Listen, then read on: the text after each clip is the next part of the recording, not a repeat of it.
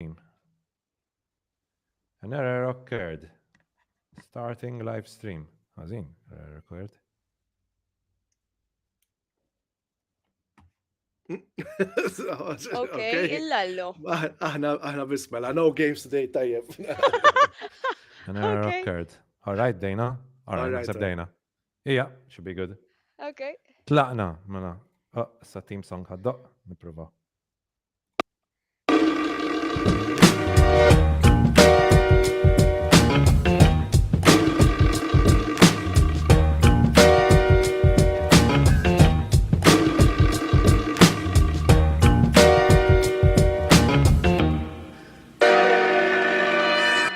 Hey guys, welcome back to the Adler podcast. It's episode number 54 today, and we've got a special episode for you. This is the top 10 movies of the year episode, and with us is a special guest, Cassandra Spiteri. How's it going, Cass? Hello, hello. All good. Another year gone by. Mela, astemma Another year. nostra, Mamma 1 mia. year ago. You It was remember we're reviewing the top 10 I last was year? yeah, I was about to say that actually. It was my first invitation with you and I was so nervous. I remember that. Yes. But yes, it's been already a year since my first time with you. Cannot I mean, seriously, like how is that even a year ago? My God. Mela. Mamma So mia. this is your last time? No. But I hope not. I hope Ace, not. ace. So I was laughing because the live started exactly when you went out, Andrea. So we're like, No, because when no I games pressed on today. record, Araf, in fact, it's not on record right now, but let me test it again. I have a feeling we're live, but it's not recording. I have a feeling now it's going to start I think recording. it's Yes, actually yes, yes, starting. No, yes, but before we were still live. We're still live on YouTube, so we're good yes, on yes, YouTube. yes. Anyways, what happened was when I pressed on record, I had error, contact reverse side support. And I go, oh no, shit, problemi. That only means one thing: Riverside support us, okay? Reverse side You go support us. support us. Because I've been seeing Anyways, lots of adverts about Riverside. Anyways, yes, Andrea, sorry. how's it going, Franco? I was going to ask you. Good. Taking it easy back at work. Doing some editing. Still looking at some courses here and there, trying to learn some coding and 3D. So we'll see that. Um, uh, yes, and as Cassandra was saying before we started recording, judging the top 10 was quite a difficult task. Lustra. Hanina. Tell me about it. I, even s- it, I slept at 3:30 in the morning, I think, last night, finishing my list. It felt like I was like killing my babies, honestly. uh, Like there but are some movies which are in the honorable mentions which were Yes. so painful not putting yeah, them in my top true. 10.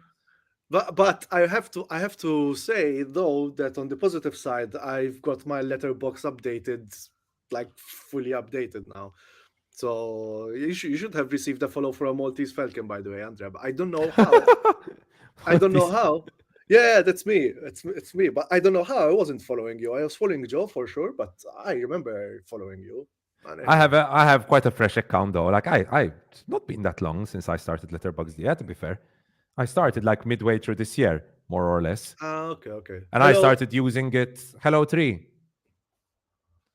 Susian just sent an emoji with stars on the eyes. I started Letterboxd I think midway through the year, and I started like using it religiously in the past few months. To be honest, I think I have like 87 movies which were released this year on Letterboxd, Trouble. which were released this year. There are obviously much more which I watched throughout the year. I was looking at Letterboxd on Twitter. Lots of people saying they logged in like 300 movies on Letterboxd. I'm like, man, you watched 300 movies in one Wow. year. That's really impressive. Wow. No, maybe not in 1 year because I'm also like adding all the movies that I've watched and the favorites True, for. true. Um, uh, I wish I had how that about amount of time to watch that number of Illallo, movies. man. Wow. Do you have Letterbox D? I don't have Sponsor us Letterboxd. Letterbox D, by the way, as well. I think I should switch to that because I'm using another app in which unfortunately it doesn't sometimes work that much. Well, it's Mm. called TV Time. Um, it's Okay. been very helpful, of course, but it's good to hear it for with another suggestion. So yes, I think I might join you. I think Letterboxd, the thing about it is the community, which is the best thing, to be honest, Okay. because there are a lot of, like, the community in Letterboxd, although, to be fair, sometimes the reviews are a bit like who can come up with the Funniest. quirkiest, funniest comment to get Oh. the highest likes.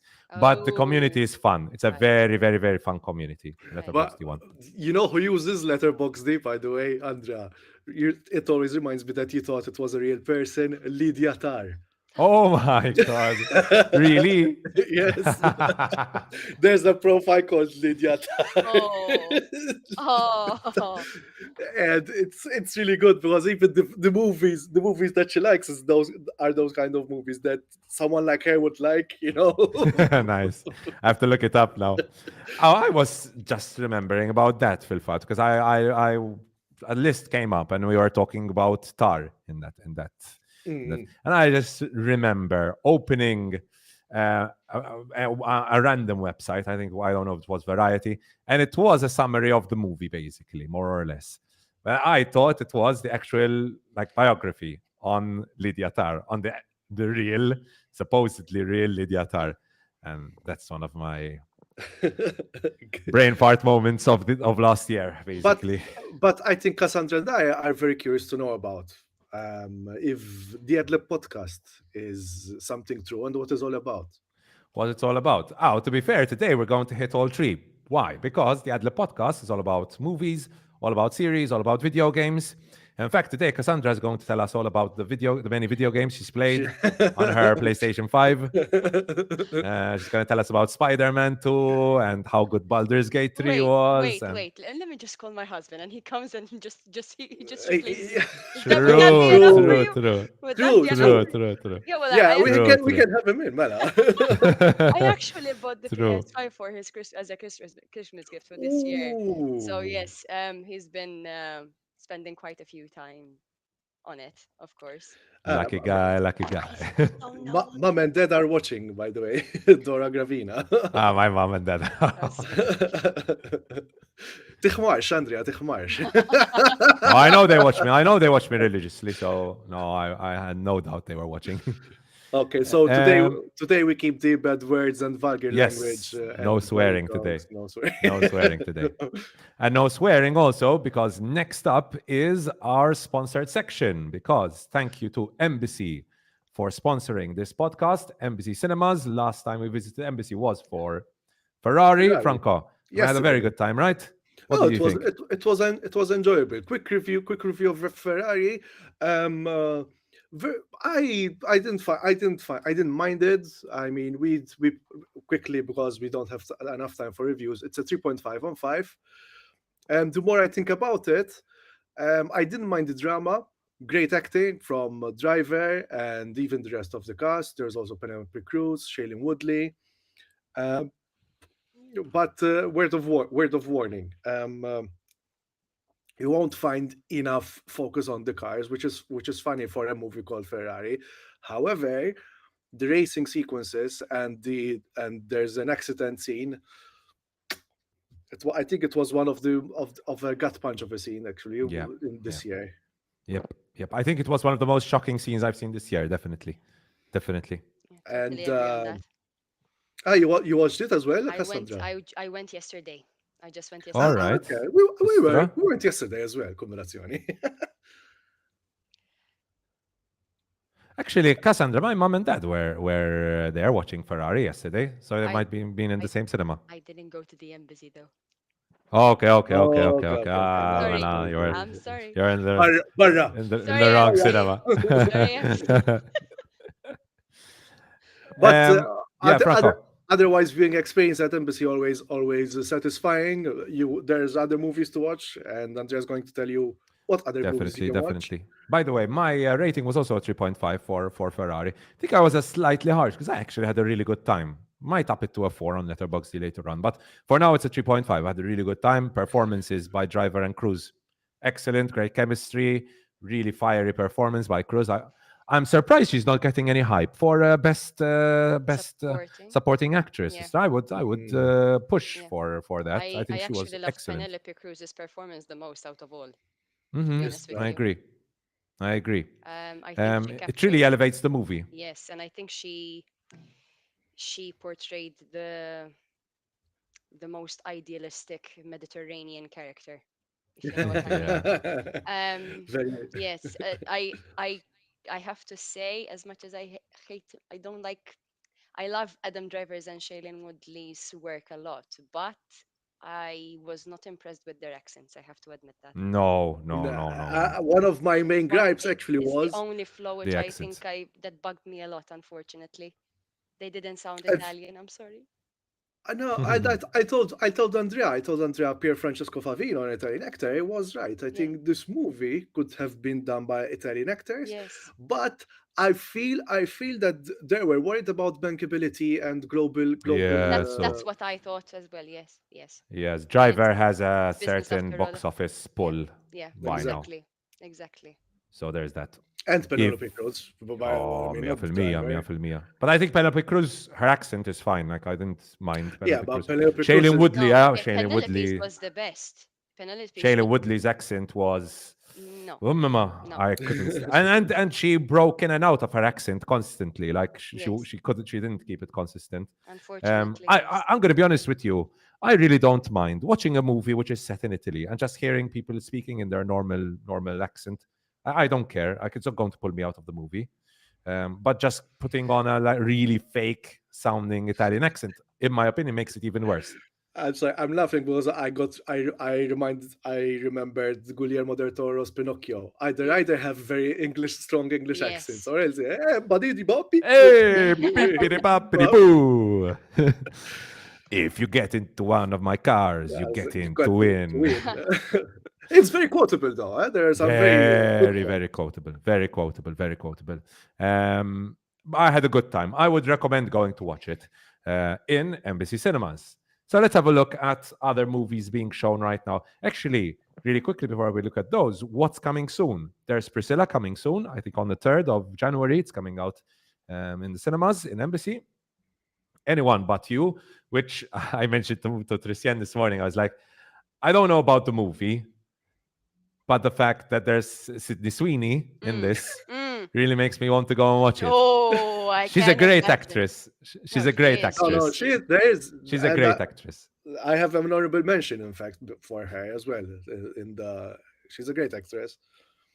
And Cassandra will go for Glenn Powell. Oh, I mean, no, Which not yeah. act? really. Not really.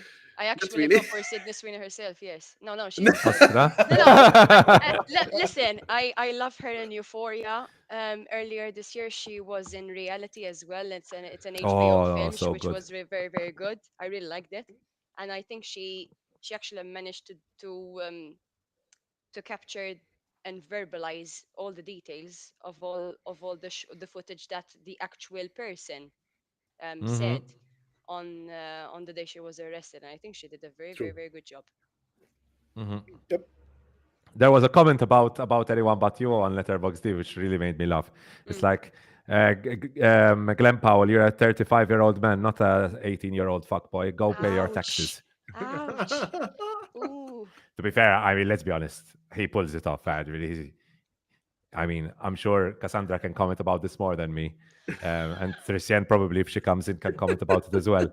Um, I think he still looks pretty decent. Oh, well, of course he is. I mean, yeah, it's let's be honest. Yes, it's true, but still, I would still prefer Sydney Sweeney's acting skills. I'm sorry to say that. No, 100%. To be fair, though, I think Glenn Powell is an up and comer, I a Yeah, think big so. star in Yes, I Hollywood. think so. Yes, yes. and Hitman, excuse the pun, was a hit, especially with our friend Joe as well. And Yes, I'm looking forward to see that movie that actually. movie is lost completely. No studio has bought that movie, Hitman. It's such a Will. pity. I was reading about it on Twitter this morning, Kumbin on X this morning. Apparently, no studio has purchased it, so it's stuck in limbo right now, and it's such a pity because No. apparently it's an excellent I movie. heard, yes, Like I the heard And really reviews good, were very good glowing. reviews. Yeah. and it's also written by Glenn Powell, so maybe Yes. he's not good in acting, but he's good in writing. Poor Things, which I'm really looking forward to watching. Which, by the way, obviously we haven't watched all the movies this year, so something like Poor Yes. Things, if we were to watch it, might have fit in our top ten. Oof. I Yes, have a feeling and it will. that's actually one of the unfortunate things in which it didn't make it to the top 10. We should keep an empty slot just for Poor Things, that Yeah, Yes, doesn't matter where. yes, think I've so. heard very good stuff about Emma Stone. Mark Ruffalo as well apparently is excellent in it. I'm really looking forward to watching it. Mean Girls. Cassandra, how are you with Mean Girls? Are you a Well, fan? well, I've been a fan ever since the first one came out. However, I have mixed feelings about this, but then I know that on the other hand that this is inspired from the Broadway musical, not Yes. not a remake or a sequel or a prequel of the first one that came out.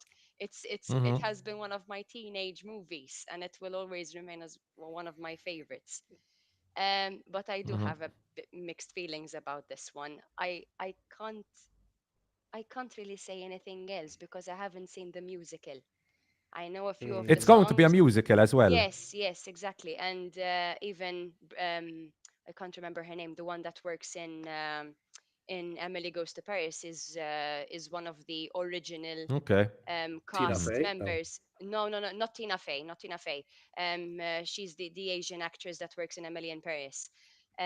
She is one of the original members of the Broadway musical, and she's cast in this one too. Mm, Oh, okay, okay. okay. And I think even the one that plays Regina in this one as well. She was in one of the Broadway series too.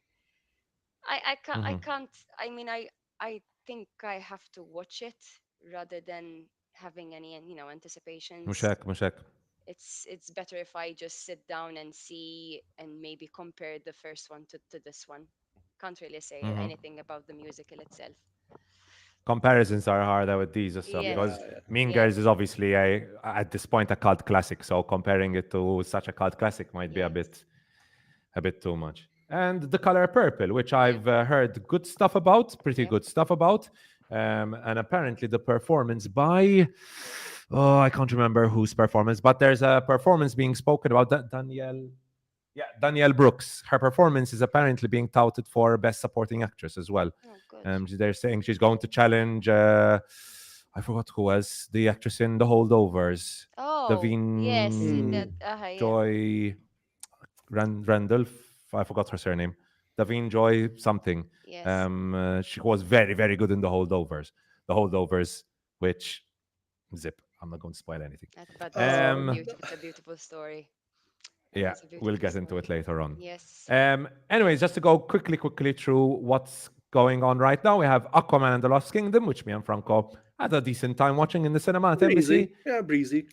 Wonka, which is very fun, great vibes, great watching during the Christmas holidays, especially want to take your family to watch. I had a really good time watching Wonka. I really highly recommend it. Ferrari, which we just talked about. Priscilla, which I reviewed on this channel. I really liked it. Really liked Priscilla. Napoleon, which no comment, but we reviewed on this podcast as well. Wish, again, no comment, but I think it's a fun time with the For kids, family I for kids, heard yeah. I for heard kids. this review a few Yeah. episodes ago, Andrea. Hunger Games, which is very good. Go and watch it if you haven't watched it so far, because I think these are going to be the last couple of weeks showing at the cinema. I really liked Hunger Games, and the more I think about it, the more I rate it higher and higher. The performances, central performances for me, Tom Blight was excellent, really good. It's solid. I don't agree. I'm on the other side. Okay. I mean, there's some good. Like I said, there are some really good themes explored, but Hmm. I felt it needed more. So Hmm. again, so Hmm. that's very subjective. So, thank you to Embassy for sponsoring this podcast. And with that, we can get into our top tens. Thank you to all the viewers. Right now, we have 10 viewers. Say 11 hello viewers. in chat. 11 Hello. viewers. Say hello in chat. comment, let us know. We're going to start off with Franco and Cassandra giving us their favorite video games of the year, and then I'll tell them after as well. So after the video games, we've got the TV series. So we'll be talking about our favorite TV series of the year. Just a quick snippet there, and then obviously we'll get into the real meat of the evening, which is talking about our top 10 movies of the year. Mela, shall we start with video games? Of Yes, Shall I course. start Why with I've video not? I've games? been I've been playing a Game Boy emulator and my most played game is Atomic Punk, Bomberman. Okay, that's it. That's my review. Thank you. Mela, Cassandra, what did you see your husband playing the most this year? I can't remember. Um, wait. Oh, oh well, lots of Pokemon for sure. All Yeah. right. Other than that, I just can't. I better not mention anything. I'll, um, no, I don't want to embarrass myself more than I am right now. So no.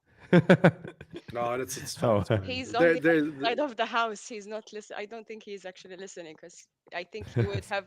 If he did, he would have just passed by me for sure.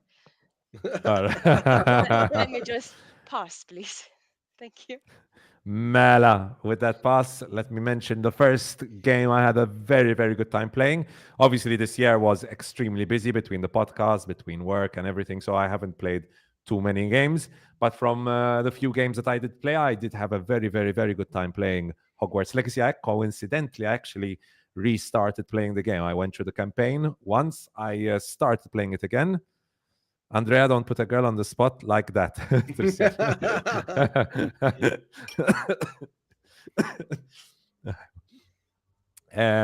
So Hogwarts Legacy, I had a very, very good time playing this. I think the way they managed to recreate Hogwarts was excellent, excellent.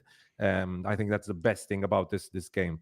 The way they managed to recreate the whole vibe and aesthetic of Hogwarts with its own twist, not completely photocopying the movies, but giving it its own twist, but really, really well done to the graphics, the design.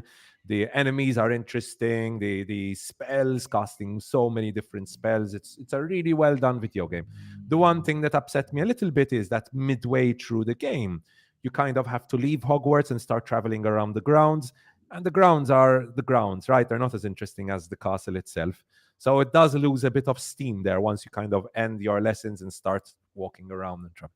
But overall, I have to say I had a really good time playing Hogwarts Legacy. And I highly recommend if you're a fan of Harry Potter and you have not yet played Hogwarts Legacy, please do. That's the first one. Next up is Diablo 4. Diablo 4 is another game I had a very, very, very good time playing. Still playing it till today. I go on and off, on and off, on and off. With when it comes to Diablo 4, I'm going to be honest, I don't go through every season, but currently I'm playing it a little bit because obviously of the holidays. But Diablo 4 is, in my opinion, one of the best looking games of 2023. I think the character design of Lilith is the main antagonist. She's the one in the portrait there. Is brilliant. I think she's one of the best looking characters of the whole year. The action is smooth, is satisfying to destroy hundreds of enemies on screen. The spells feel punchy. It's a very well made video game. I know there was some controversy recently, not recent actually, after it released, kind of like what's going to happen to the game. People were saying it felt a little empty, that once the game was released, then they weren't releasing updates as well as they hoped. But I personally am still having a good time playing it. I don't play it religiously, so it's not like I got burnt out on the video game playing like 150 hours in the first couple of days, first few days, which some people did. And then they're like, oh, I played 200 hours of Diablo 4. And no, I don't have anything to do with Diablo 4. It's a bad game. Like, I mean, 200 you hours, played man. 200 hours of the game in like 3 weeks. What do you expect now? I mean, I think you got your money's worth. No, I felt like I got my money's worth from it. But obviously, that's an argument for another day. But Diablo 4, very good ARPG game. I had a really good time playing it. And the cutscene at the end of Diablo 4. I don't know if I sent it to you, Franco. I don't think I sent it to you, but the cutscene is apparently cost millions to make, but it's one of the best, if not the best cutscene I've ever seen in a video game. The CGI used for it, and like the facial expressions and the spells and everything, I've and seen the it. whole battle sequence is, oh my god, so good, so good. It's a movie, it's a short movie basically. Yeah, I've seen the cutscenes of Diablo 4. Oh, you have Usually when these games come out, I really enjoy watching the cutscenes as well. They're the one where so Lilith defeats us. Oh god, Asmodeus. I think, yeah. Oh, That one, that where there's the whole battle sequence with the soldiers facing the armies of hell. oh, That was really oh, good. that's That so was good. excellent. That was a short movie basically, and apparently the budget for that was enormous. Apparently the budget for that was like we're talking about 20, 25, 30 million budget for that short. It's funny how that kind of scale was better than Aquaman. Yes, yes, very true, very true, very true. In that element, in that element. Cassandra's like, what? But I'm not lying. You No, can no, there's I a haven't watched Aquaman yet, and I watch it, but I mean, for a big budget like that, and you compare it to a DC movie, wow, Lallo, Franco, Madoff, harsh. no, but there's Andrea to bear witness about this. It's Yes, of Yes, yes, course. 100%, 100%, 100%, like 100%. anyway. Anyways, and to conclude, talking about video games, I think everyone will agree that this was by far the best video game of, I think, not this year, of the past, I think, 20 years. I haven't felt this into a video game and like in years. This is so good. This video game is insane. Like the player choice that you have, like every decision you take in this game completely changes the world. Completely changes the world.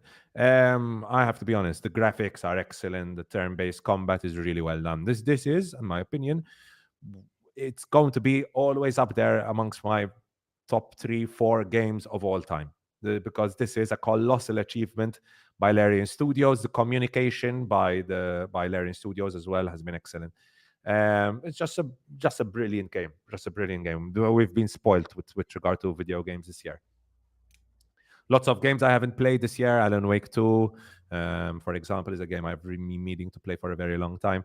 But I think Baldur's Gate 3 is up there as the best video game for a very long time. I haven't played something like this in ages. So those were my 3 favorite video games of the year. Let's move on now to series. And Cassandra, I don't know if you prepared the series. I went through the list, but yes, I can still mention the favorites. Okay, all right, Mela, go for it. Let's start off with So, series, Mela. well, I'm gonna mention straight away. So there's Beef. Mm, There was Beef. Hmm. Beef was one of my favorites, I think. There was The Last of Us, of course. Ooh, Um, interesting. The Last of Us has to be one of my favorites. Last season of Succession, of course. And I think there was another one. I can't remember. But those were definitely my favorite 3. There was, of course, lately the last season of The Crown, in which I do believe that it was much stronger and so much better than season 5. Because I Agreed did I completely. did notice that season 5, unfortunately, had this very, very negative feeling into it throughout from beginning to end. And I think they managed finally to um, have an adequate closure through for the second part of the latest characters and the latest actors that portrayed the royal family. Mhm. I agree. I thought The Crown, especially the final episode of The Crown, Yes. was one of the best episodes I've ever watched. The sending off that the Queen gets is Yes. emotional, it's powerful, it's beautifully shot, beautifully Yes. done. It's a fantastic episode. I think the final season is their Mm-hmm. crowning Yes, achievement. I think so. I agree with that too. I remember there was a few mixed reviews about the episode when Prince Charles was seeing Diana after the accident and Al Fayed seeing Mm, his son. And okay. I remember seeing a few comments of people saying you shouldn't have kind of shown them death in that scene, and but at the same time it's quite a I found it very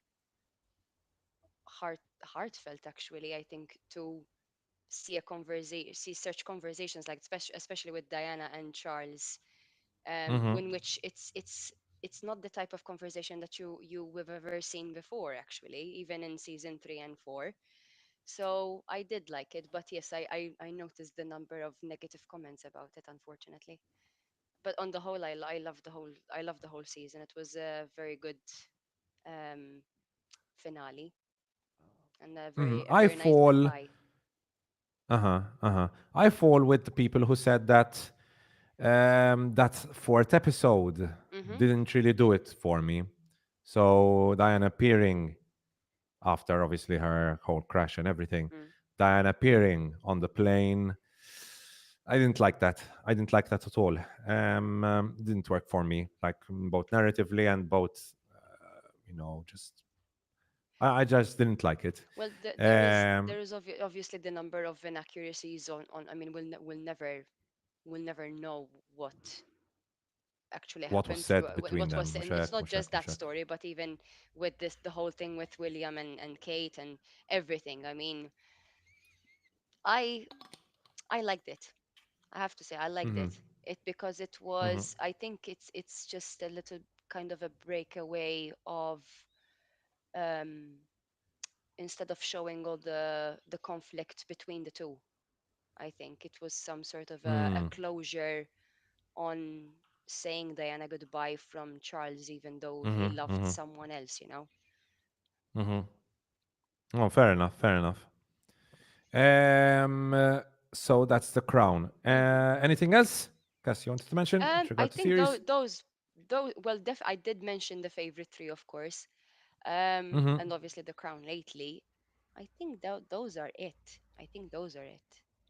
Beef was amazing. Okay. Beef was amazing. Beef was so good. It was so good. Beef was really good. The Last of Us, of course. I will always remember my husband getting emotional for some of the Mm, scenes because he played the game as well.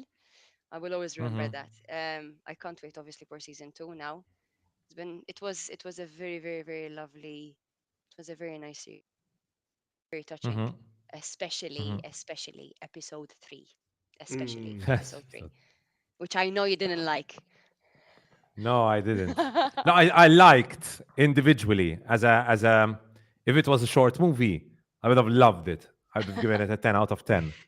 But in the context of The Last of Us, of knowing how much shit was taken out of the whole storyline and how important character development was lost, oh, it irked me a lot. Anyway, it's important. But It's important to know Andrea's not right. Okay, to all listeners and viewers.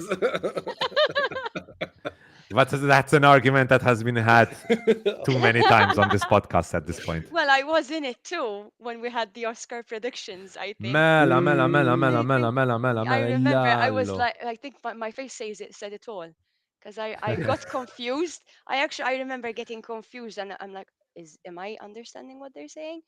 And yes, but yes, anyway. And of course, I mean, Succession is like, Succession. I mean, Need we say you more? can simply tell it from the Emmy nominations and the Golden Globes too. So yeah, Pretty much, pretty yeah. much. Mela Franco, Cassandra, what is Franco says his favorite series? Can you refresh really quickly because your camera is lagging a little bit Mine? on my screen? Yeah, Oh, sorry. So I said beef. just F5. No, no, no, no, no, no. We heard everything. Oh, It's sorry. just the camera which is lagging a little bit after what you say. So your face would have kind of like a certain expression, and you'd be saying something different. I So see. All right. just F5 really quickly and rejoin, huh? Oh, okay, okay, So okay, it'll catch up okay. again. Fidea, Fidea. Okay. Cheers, Mela Franco. In the meantime. Start off with your Mela. series.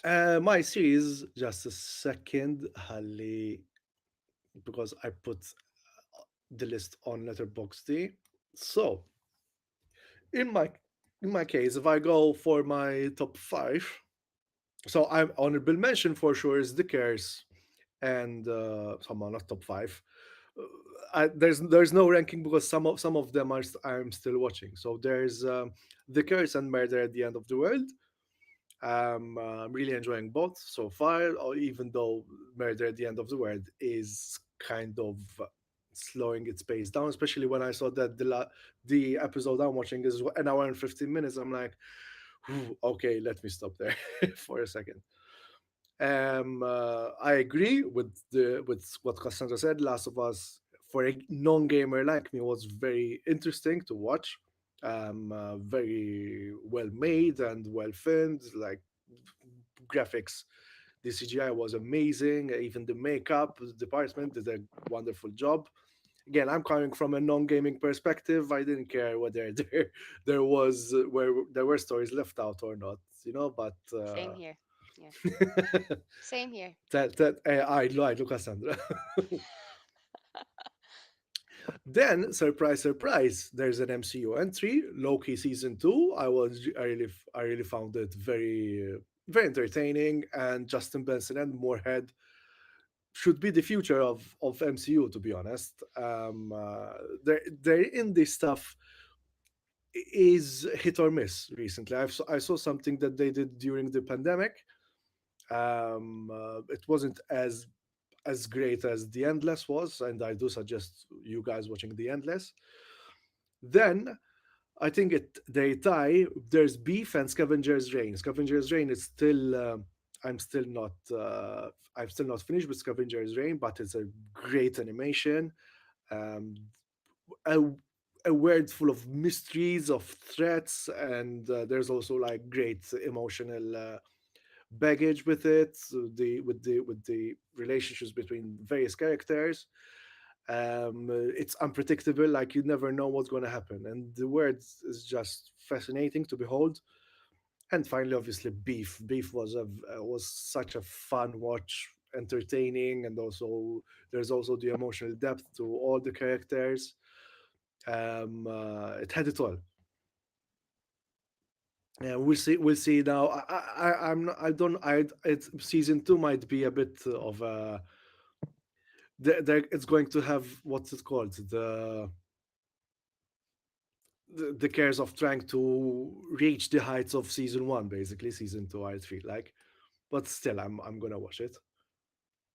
You're muted, Andrea. If Succession didn't come out this year, Beef would be in Yeah. number one spot. Yes. But I for mean, sure, for sure, I wouldn't. so good. For sure, I think Succession would throw beef out of the way for sure. Because Yes, I still yes, haven't yes. I mean, watched. Succession. Succession is like up there as probably might be the best series of all time.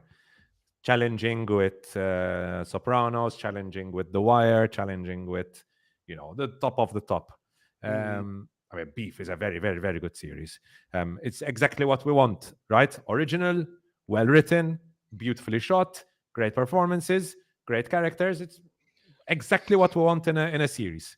great All needle the drops as well. great needle drops, The ticking off, and something else that really does it for me. The architecture is beautiful. The house, true, the true. way it's designed, that Oh stuff my really does it god! for me. That's another reason why I really love Parasite, for example. Yes. Rest in peace. Rest in peace, Lee Song Kyung. Yes. Unfortunately. Is that it, Franco, with regard to That's series? it. With regards series, like I said, I'm still watching Scavenger's Reign. Highly, highly recommended. And I should find some time to binge watch Blue Eyed Samurai and Scott Pilgrim as well. I Hmm. think those are series you have to watch, especially in animation. And you said you're going to mention Yes. Poker Face. Number five in my list of my favorite series of this year, Poker Face, which was a massive surprise. See, by the way, I don't hate Ryan Johnson. I put him in my top five of series of 2023. See, I don't hate Ryan Johnson. This has Ryan Johnson written all over it. It's well shot, really, really well shot. But the star of the show is clearly Natasha Lyonne, not only in front of the camera but even behind it, because there was one particular episode which she directed, and she directed splendidly. Looking forward to seeing more from her. She's a star. She's an absolute star. Like her charisma just is what makes this series great. Political discussion as well. Lots of interesting themes touched throughout the whole every episode. Really well done. Really well done series. Well done, Ryan Johnson, for Poker Face. That's five. It's because I didn't rank them, but if I like to rank stuff. So if I had to put number four, would be Blue Eye Samurai. Blue Eye Samurai was an excellent series, animated, beautifully animated, even very emotional, very great depth in it. Well done work. And the action was bloody. It was beautiful to watch. Really smooth, yeah, just really well done. So great action. So Blue Eye Samurai number four. Number three goes to Loki. I think Loki season two was, in my opinion, one of the best seasons of television I've watched in quite a while. Very good season of television. Tom Hiddleston is a great central, pulls off a great central character in Loki. I think Tom Hiddleston is currently the big star that Marvel need. And Loki is currently the most interesting character by far that the MCU has. Because the development that Loki has in this series, from starting off from season one to the character that he is at the end of season two, is exceptionally done. Very well written. And beautifully shot. Beautifully shot. Great color scheme, great everything about it was really well done. And cannot not mention the soundtrack. The soundtrack for Loki is memorable. How long has it been since we had a memorable soundtrack in the MCU? Memorable soundtrack, gorgeously shot, just really well done. Great especially stuff. especially for an MCU, and with the clock It's theme as different. well. It has like a sci-fi element to it, which really Yeah, distinguishes true, it from the usual trash we get for teams in the MCU, which is for sure. unfortunate because like the main team for the Avengers, for example, it's majestic. It's like it's great. No, I mean I really I've, like. I remember more the Loki team than the Avengers team. All right, Sorry. that's no, it's very popular. Franco, even like whenever there's a band playing, they like to play it as well. The Avengers team. Yeah, I like the Avengers team. I like the Avengers team. But anyways, so that's Loki. Then number two goes to Beef, which, like I said, if Succession didn't happen this year, Beef would definitely be number one because I had such a good time watching Beef. I think it's like the episodes were so perfectly timed, like 30 minutes, perfect timing.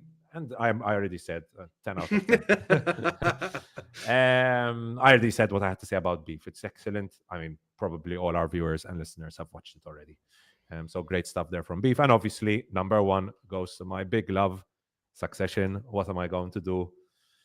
Now that Succession is over, that has been a dilemma that I have faced since the end of the final season, because Succession has been a big part of this me starting a YouTube channel. Succession was the series that inspired me to start writing, Mm. short articles and then turn them into videos. Succession is what inspired me to start that. It's been a series that I've grown up with. I've matured watching it. I feel like I've learned a lot about filmmaking and dialogue and writing and creating very smartly written, very well written, interesting characters. I think I feel like it's the most I've ever learned watching something. Like the people the people who worked on this, talking obviously about Jesse Armstrong and the direction that it has been just excellent stuff overall. Long live Succession as my second favorite series of all time. Um, and that is Succession. So those were the series I've watched this year that I really liked. Wasn't there White Lotus as well, or White Lotus was last year? I can't keep up with the series. White Lotus. Oh, White Lotus. I think that was last year actually. The White Lotus was 2020, It was 2022. 2022. Ah, Yes, okay, okay, yeah. 2022, because 2022. At the end. Jennifer Coolidge, yes, received the awards in as a supporting actress. in the Emmys, I think, and the Golden Globes too earlier this year for the Ah, second okay, season. okay. And I Right. remember she spoiled, and when in one of her speeches, she actually spoiled. She did a spoiler in mentioning to Mike White that he decided to kill her actually, which was very funny. It was very funny. طيب Well, طيب. guys who are watching us, tell us what you think about our ratings. If we missed any TV series, what were your top 10? If you have top 10 TV series, if you have enough time to watch that amount of TV series, and even also your games, especially people who are into games as well. The We look gamers, where are the forward, gamers? yeah, Yeah, and there's also one like out of three people that loves games. Come, that's one you thing. should. And also like at verbally abuse us for for our rankings because that's the internet, right? طيب. What a strong word, like verbally abuses. So, people in the chat, let us know about your favorite video games and favorite series of 2023. And with that, guys, I think we can move on and start off our honorable mentions. Ooh, Let's start ooh, off with the so painful. This is going to be painful. ooh. Cassandra. Can I confess something? Because I don't Yes. remember doing here. When you say honorable mentions, is it anything that has to do with the television and film, or is it Movies. Movies. specific Yes, yes, yes, movies? movies. Honorable mentions I with regard to see. movies.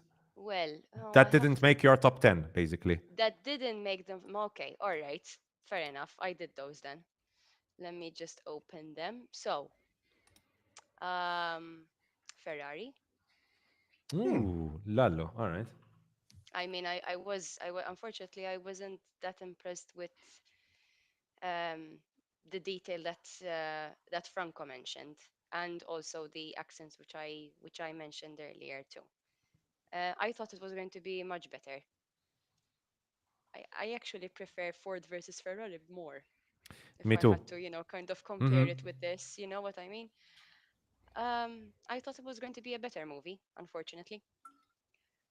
But yes, I mean, acting skills from the three protagonists were whoa, apart from the accents again. But yeah, that's one of them. Um, I wasn't sure whether to mention Guardians of the Galaxy Volume Hmm. 3 Volume because it 3. was All right. a good a quite a better one than the second for sure, and kind of like the last another farewell to the story of this bunch. I think. Well, I mean, I watched it at the cinema. It was really nice. I loved it. I loved the whole story of of Rocket Raccoon being captured and all of it, and even saying the last goodbyes with Florence and the Machines. Dog days are over, which I really liked. Lalo. That was a very very nice scene. I loved So it. emotional. Yes, it was very emotional. But no, it didn't make it to my top 10. Like Franco said earlier, it was very hard to rate it was very hard, though it wasn't that difficult to put my top 10, but then it was very difficult, very demanding to rate them Hmm. from Mm. from top to bottom. It was very hard. But no, this one didn't make it. Super Mario was also good. I mean, I love animation very much, You but like then Super Mario? yes, I did. Oh I no. did. Don't watch next week's list then.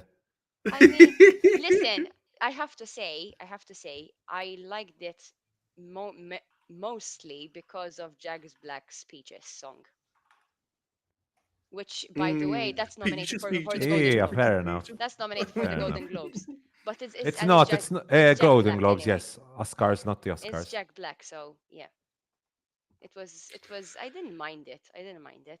I liked it. I liked its animation. It's got a 7 Um, on IMDb. How much higher than yes, Ferrari? yes, yes, yes. Um, that's Maybe it's basically because there's more cars in Super Mario than in Ferrari. That's why it's higher. it. Good one, Franco. Good one. even Um, even even just seeing this still there's more cars there now. So unfair. True, true. I can't think of any other ones. I mean, there are still other like big box office films which I haven't watched yet. I have to admit that, but which I think I might say them in your top 10. I'm not sure about that though. Mm. So I don't know. Mela. But Franco, those are it. honorable mentions. Oh, okay. So I have quite a few honorable mentions. So let's start with the least controversial ones. So Teenage Mutant Ninja Turtles. Okay. Let's start with the indies. So there was Brooklyn 45, a small American indie ghost story slash thriller slash play, which was really interesting. I enjoyed watching it. It might be divisive. There's also Polite Society, a British movie that mixes Bollywood and martial arts. That was a very enjoyable watch. Which Um, Franco, by uh, the way, made Obama's favorite movies of the year. Polite Society, vera? Yes. Yes. Istra. Mm. Tara, me and Obama have similar tastes, but I don't bomb hospitals, basically. Together with, guess what? Oppenheimer, Oppenheimer. which is quite ironic. Oh, Mala. There's the angry black girl and her monster, and very interesting take of Frankenstein. Um, um, Hmm. what else? What else? What else? I think that as far as super indie goes. Hmm. Then there's No One Will Save You, which Cassandra starred in it. Sorry, but I still believe that she looks like you, the main actress. Hmm. No One Will Save You. Great. There, it doesn't go to the top 10 because there are some flaws here and there. But as far as tension goes and filmmaking, it's a strong contender.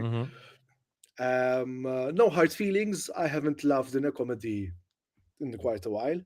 Hmm. Um, Hmm. no Hard Feelings. I generally enjoyed it. Even if like my brother and my father were laughing our asses off. Yeah, Really? we laughed as well. I Yeah, was me and not that Tristian, same impressed. thing. I'm a Jennifer Lawrence fan, but I wasn't impressed with this one at all. It's true. All No, right. no. And I have to mention two 2022 movies, How to Blow Up a Pipeline and Mhm. Return to Soul, because we watched them this year.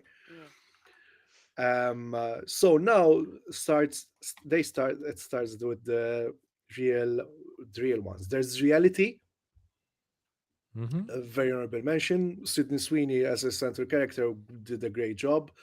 And it didn't overstay its welcome. And like Cassandra said, the way they took the recordings and what was it? The Not the recordings. footages themselves. As soon as I think she got arrested because it wasn't just audio recordings. I think. Yes, They yes, have the yes. So exact transcript, basically. They yeah, have the the Yes. exact transcript, the transcript. Yes. transcript. It's a really great movie to see how it's put the transcript to on screen basically. Yes. Mhm. Reality, And sound Thanksgiving. design, Franco. Remember we had talked about this. Yes, The yes. The sound sound design design was was was really good. really It's good. it's one of those movies you want to watch with a very good sound system, with a surround system, because the knocking Yes, had yes. very good, strong horror elements in them, where you're like, True. oh, where's that sound coming from? Lalo. Speaking of sound, Maestro. Maestro. Okay. Maestro, the great music. Unfortunately, and even Joe mentioned, there was something that kept me from connecting Me too. fully with him. Me too. But Me then too. again, I cannot say that I cannot say that Bradley Cooper doesn't know what he's doing. It's a really well, gorgeously filmed uh, movie, great performances. But although Kerry Mulligan does a better does a much better job than Bradley Agreed. Cooper, there's Thanksgiving because I enjoyed watching only for the purpose that I enjoyed watching it at the cinema, especially with Yes. hearing the reactions. Lal. I am It shocked. was What an experience. I am what. With what, shocked Cassandra? with your review of Maestro. That was Ah, I am very shocked. I mean, wait, I thought Nope. I'm wait, I'm not gonna mention anything else, Don't but spoil it. Don't spoil it. no, Don't no, no, spoil I'm it. not, Because this can I'm go just, one way or another. I was just gonna say that I have a completely different um perspective of what you said about Bradley Cooper's character. That's all. Nothing else. no, Hmm. Bradley Cooper. Can still go both ways, huh? Yeah, I guess Yeah, so. Then there's the creator. The creator I enjoyed, and especially for the technical capabilities and how they used like a prosumer camera to make such a gorgeously filmed movie. Because then after, it's still 4 on 5 on Letterboxd on my Four Letterboxd. on five. Yes, I really liked it. Allo. Allo. But it might change as it goes along. It might go down to a 3.5. So the creator is one I should get on Blu-ray. That would look great on Blu-ray. Yeah, this is great. There's also Infinity Pool, and Infinity Pool. Funnily enough, there much of its honorable mentions because of the in-camera effects that it has as well. Now, here's the controversial ones. So, I there's think you're gonna have to check my face, Mela. yeah, just a I'm second. not So missing. there's Boys Afraid as honorable Okay. mention. Okay.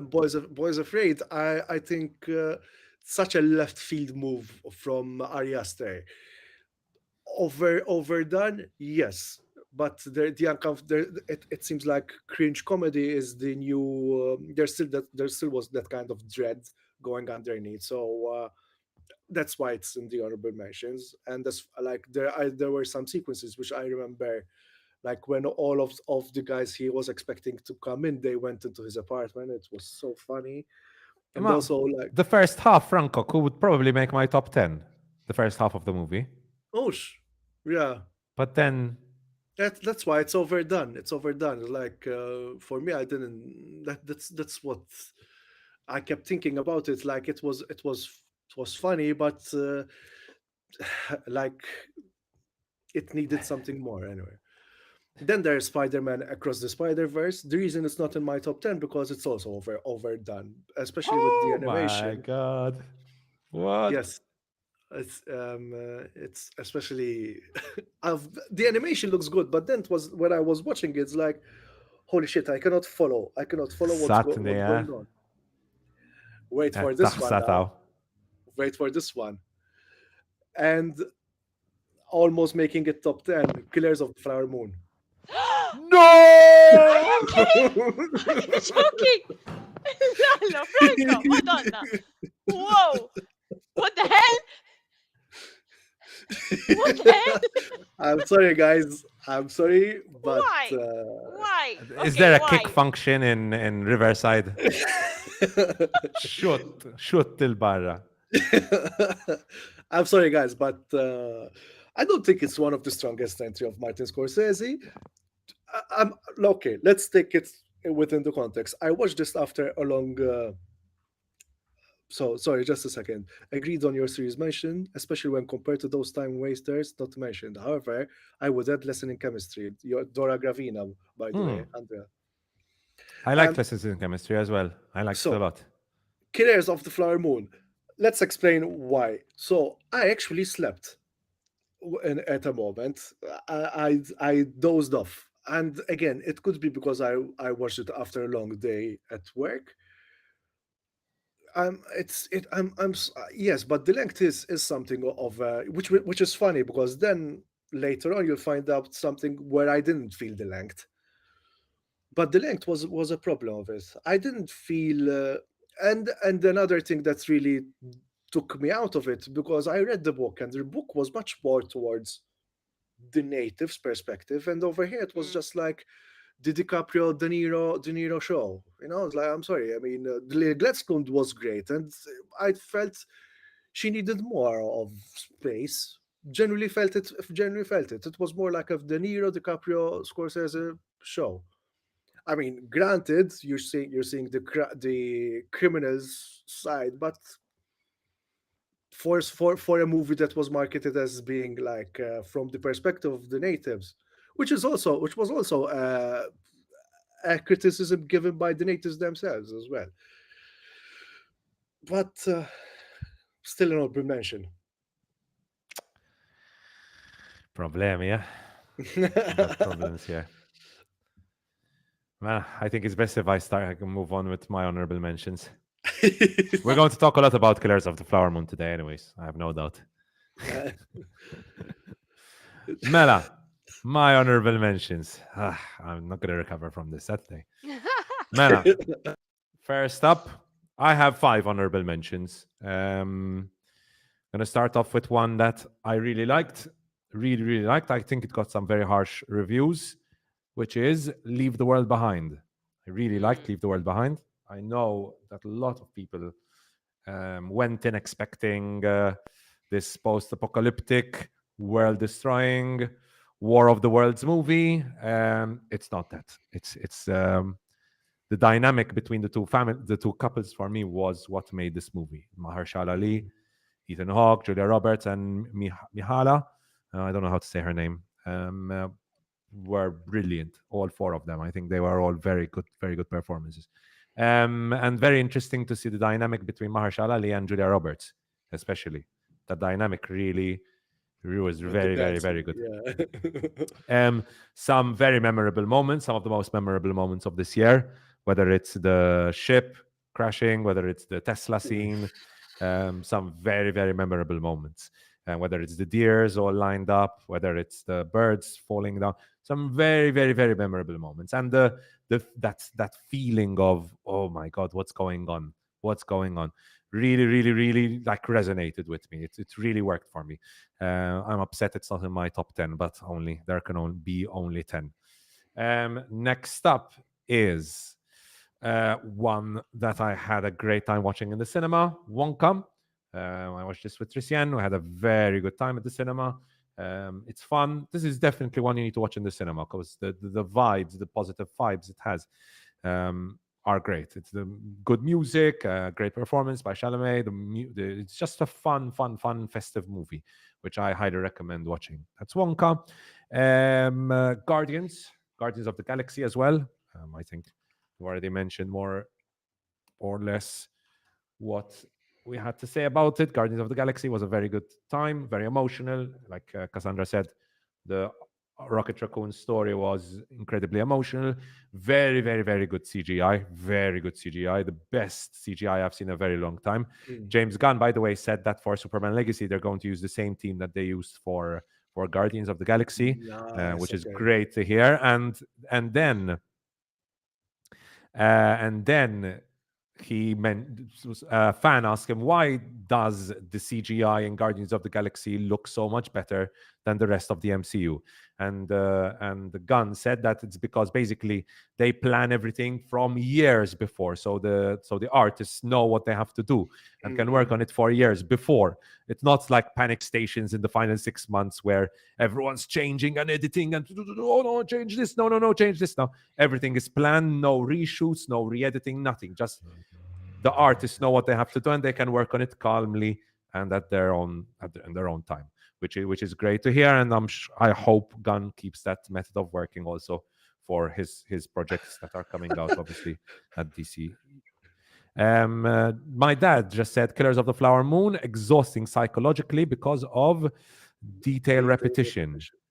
Hmm, interesting. Detail repetition. Um, it is, but I definitely agree. It's exhausting psychologically. Like that movie.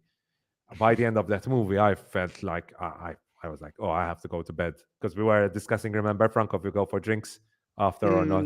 By Yeah, at yeah. the end of that, we were like, yeah, let's go to bed. We're exhausted. It's an exhausting movie. It's definitely an exhausting movie. After Guardians, I have to mention Mission Impossible, which is again one of the best movies I've seen in the cinema, best experiences at the cinema. Mission Impossible: Dead Reckoning Part One, very well shot, very well, great stunts. Like the stunt work in this, the final train sequence you can see here is one of the most exhilarating scenes I've seen this year. So overall, a fantastic movie. I'm really looking forward to Part Two coming out not next year, unfortunately, but the year after in 2025. And finally, it was the hardest movie to keep off this list because I've argued so much for this movie. But unfortunately, I had to leave No One Will Save You off this list. I really love this movie. I Mm. championed this movie. And I was certain it was going to make my top 10. But unfortunately, it couldn't. I watched quite a few movies in the past few weeks, which have been excellent. But no one will save you. You deserve to be on my list. Very well shot, great tension, great tension. I think it's one of those movies that kept my attention the most this year, honestly, because this obviously we watched it on Disney Plus, Mm. and sometimes at home I lose a bit of attention, maybe take out my phone, but this movie, not a second break, stuck through, like I'm stuck to the screen throughout. The great design, alien design, great lighting, great camera work. Really great movie. Really great movie. It really deserves to be in my top 10. Well, unfortunately, it did not make it. So now, guys, first of all, viewers and listeners, let us know in the chat what you think about our honorable mentions. Tell Franco what an idiot he is for obviously leaving out a particular movie. And with that, let's move in to our Uh, top 10 of the oh, year, Franco. there's lots. I'm sorry. I have to mention more honorable mentions, like Mission Impossible. You were right. Leave the World Behind. You were right. I'm gonna mention two more. Uh, yeah, man. I'm still not sure about my top 10 because they all have something to do. Like, but I think definitely Dream Scenario, Nick Cage. Dream Mm. scenario. Just for Nick Cage, that's an honorable mention because I was thinking what you were saying about it. Yeah, there was something missing then towards the end. I think I have to leave. No, I'm gonna shut up. I'll see if there's a um Oh, John come Wick on, just chapter say it. 4. John Wick John chapter Wick. 4. All right. John Wick. John John Wick. Wick John Wick. chapter 4 because it was a great, again, consistently the series was consistently great action. Yeah, not to top 10 because then it was some of it felt ludicrous basically. I don't think I love John Wick as much as the majority did. I really liked it. I admire the craft behind it. I admire all the hard work, all the stunt work, all the beautiful camera work. But I think it was too long. Thinking about it, it was That's why too long. honorable mention But for fun. I admire the craft behind it, and I really admire Yes, Chad Stahelski's work. the Paris scene. The Oof, Paris scene the love. was, yep. That's another one I should get on Blu-ray. Now you mention the whole John Wick series. It's a very good Blu-ray collection to have. But with that, guys, shall we move into Cassandra's number 10? Okay, Mela. So, I wasn't sure which number 10 would be, but this film is part of something which made history on the 21st of July of this year. Um, it hit box office as the most grossing film of 2023, and I think no one will will exceed the same amount as this one with one over 1.4 billion. Directed by Greta Gerwig, Barbie. Hmm. It's not, Hmm. well, it had to be in my top 10, but not as the best towards the number one. Um, I loved Ryan Gosling's portrayal of Ken, no doubt about that. I love most of the score. I'm a huge fan of Mark Ronson. Um, and yes, I mean it's I think the part of its success is making something attractive to women and feminism, and I think they couldn't have done it any better than that. I mean, after all, I'm quite impressed that Greta Gerwig and her partner actually wrote the whole film. So Hmm. um and also having Margot Robbie and her husband and the other two members as producers as well. I mean, um they've done an incredible job for this. I was very impressed. The whole, Hmm. especially I have to mention this, the production design. I am so Hmm. impressed with the production design of this film. It's it's it's it's just impressive. I watched most of the footages after its release. I kept seeing the 2D scenes in which they switch from one scenario to the other, and you could see Hmm. them literally rolling manually most of the stuff, which is just incredible. I was so Mhm. impressed with it. I'm Kanaf. Ah, yes. I'm just kidding. The best I ever They can. they also released the Christmas version as well. Like They did. just a few days ago, Mark Yeah, Ronson Ryan released Gosling has been the releasing. Go. Mm. Candy EP on Spotify. Oh my god. It's amazing. It's amazing. And I mean I love Billie Eilish's song too, Oh, Dua I do. Lipa's, Me too. but Mm. I'm Just Ken is for me is I think one of the best hits from a film of this year. It has to. Madonna. Franco, number Uh, 10. okay, then I'm for sure for this one. It's a All movie right. called Rye Lane, English movie. I think it's a debut as well. I've It's such a colorful movie, and you see such a like the vibrant diversity of. I forgot if it's Pagham. I forgot where it's actually filmed. Bear with me a South second. London. South London, yes, very. It's a feel good movie. Yeah, both actors also do a great job about it. It's a nice meet cute. I generally suggest it. It's also fun to watch. Nothing else to say. I champion this movie as well. Rain and Ellen Miller. Yeah, but and 1 hour 20 minutes. Definitely not Hmm. as long as Killers. That's half a kill. No, it's not even half a It's killers. half. Yeah, and yeah, it's almost half. Almost half. And Uh, it's a good the characters over has have quite the amount of introspection in it as well. okay. Hmm. Okay. So that's Rye Lane. In my case, my number 10 fit in right at the end. And that is, I don't think we've reviewed it on the show actually. Such a last minute entry, but that is Saltburn. Mm. I really, really, really liked Saltburn.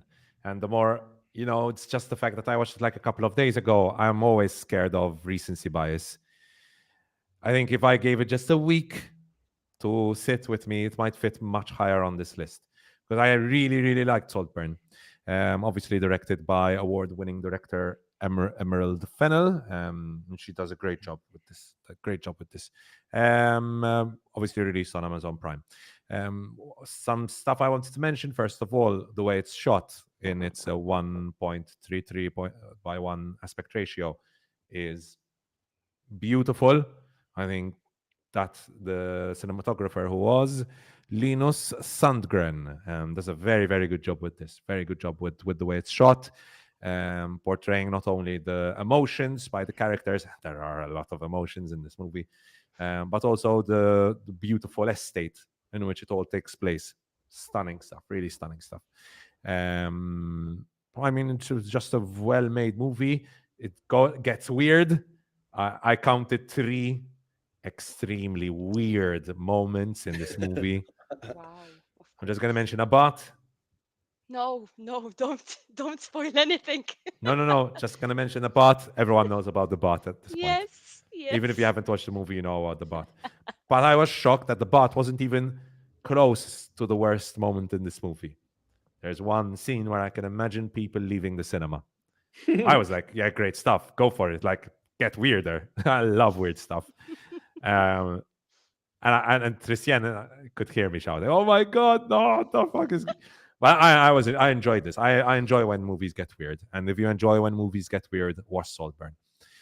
So a well-made movie, great soundtrack, really good soundtrack as well. Um, one tiny thing bothered me a little bit, and this is the one thing that may ensure that it wasn't higher on the list. I hate it when a movie explains everything at the end.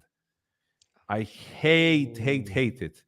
If it wasn't for that moment, like this movie would probably be sitting at the 3, 4, 5 position, somewhere around those areas. But still a very well made movie. Barry Keoghan is an excellent actor. Jacob Elordi also is a superstar. They are both great, great dynamic, great chemistry between them. And I'm looking forward to seeing more by Emerald Fennell. She's an amazing director. So that's my number 10. Cassandra, number 9. My number 9 is Saltburn, actually.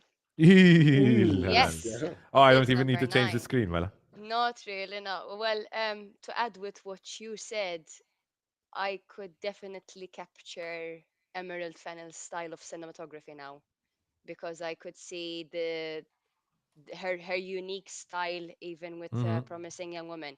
I have to say that I still prefer Promising Young Woman than Saltburn if I had to rate both of her films. And yes, I do agree with your last opinion on showing the whole ending, the whole reason behind um, all of what was done throughout the whole film towards the end of it. Um, and the last thing, I will never ever listen to Murder on the Dance Floor the same again as after watching this film. Ilalme. Oh my god. Oh my Oh, god. I mean, that is one of my favorite songs back in the the beginning of the millennium, and as soon as I was watching that scene, I was like, "Oh shit. This is going to sound so different from now on." yep, And yep. yeah, it's but I love the extreme level of this film of a number of scenes. It's I mean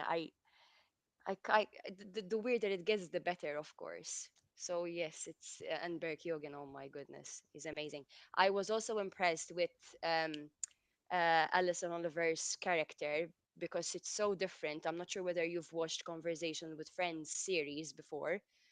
Nope. um that is basically from the same writer of Normal People, and she Okay. has a completely different character, and I was very surprised by her portrayal in this film, and she nailed it. She did a very very very good job.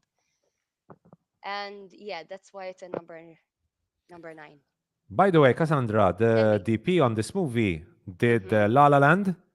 Linus Yes, Sandgren, La La Land. He yes, did yes, Babylon and yes, First Ah, Man. yes. So he Yep. loves Damien Chazelle. Chazelle. Yes, yes, He's I a know. I Chazelle man. noticed that. I read about it actually after watching it. The Babylon influences are definitely there. Eh? Definitely, You can definitely definitely, tell the Babylon influence. We could tell definitely. Franco like the first time we watched the trailer. Remember, we're like, this looks like Babylon, True, true, true. and And No, he this seems is I like it's called the also I same. called it a better Wes Anderson, basically. Oh, and this is also produced by Lucky Chap, by the way. Lucky Chap, okay. Margot Robbie. Marco Robbie, Mm. Tom Eckerly, and the other two Mm-hmm. members in it. Mm-hmm. Mm-hmm. Okay, Mela, Franco, you're next. Number Number 9. 9, When Evil Lurks. Il... A very visceral horror. It's not. I think I haven't watched a horror where I was like, oh my god, it went there. Some there were some scenes where it really really went there. There is a. I'm still not sure whether um. um I'm still not sure about whether it was on purpose that the main characters, which are both male, really do some really stupid stuff. But I feel it is on purpose, and it's again it's very visceral, great practical effects. Again, all I'm gonna mention is Dog and Child, and there's Oh my also, god. by the way, I really loved because the director, recently there was an election in Argentina and it's not really going well right now. So basically, he said like he voted for an idiot, knowing that he was an idiot, and now, you know, you are imbeciles basically. And they said because one of the main, this is not a feel good movie whatsoever, by the way.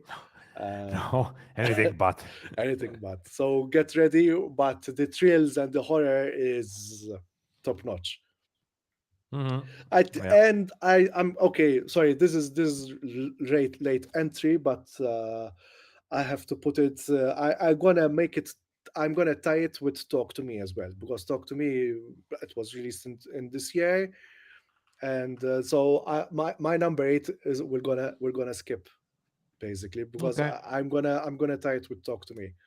All right. Okay. That was also a very fun watch, a horror watch. I'm looking forward to watch the sequel as well. um, great way it embraces trauma and the horror of it all. And also I really like the hand design as well. Some really Yes. interesting Hmm. design choices. It's it's it's Madonna. it's ubiquitous. What? No horror in my list. Last year I had a lot of horror. Last year I had like 3 or 4 horror movies. This year I have no horror. There was Astra. Evil Dead Rise this year as well. I really liked that, but not did not make my I top still 10. haven't watched. I still haven't watched the first remake. But yeah, those are my nine and eight basically. So, but Okay, their time. dokes. Mena, in my case, my number 9 is dad movies represent. I love dad movies, and no one makes dad movies like Ben Affleck, starring Matt Damon. That's like the peak dad movie. Uh, and you have the dad movie outfit there as well. No, this is a really good movie. I love Air, and Air was for a very long time at my number 1 spot for most of No the year. way.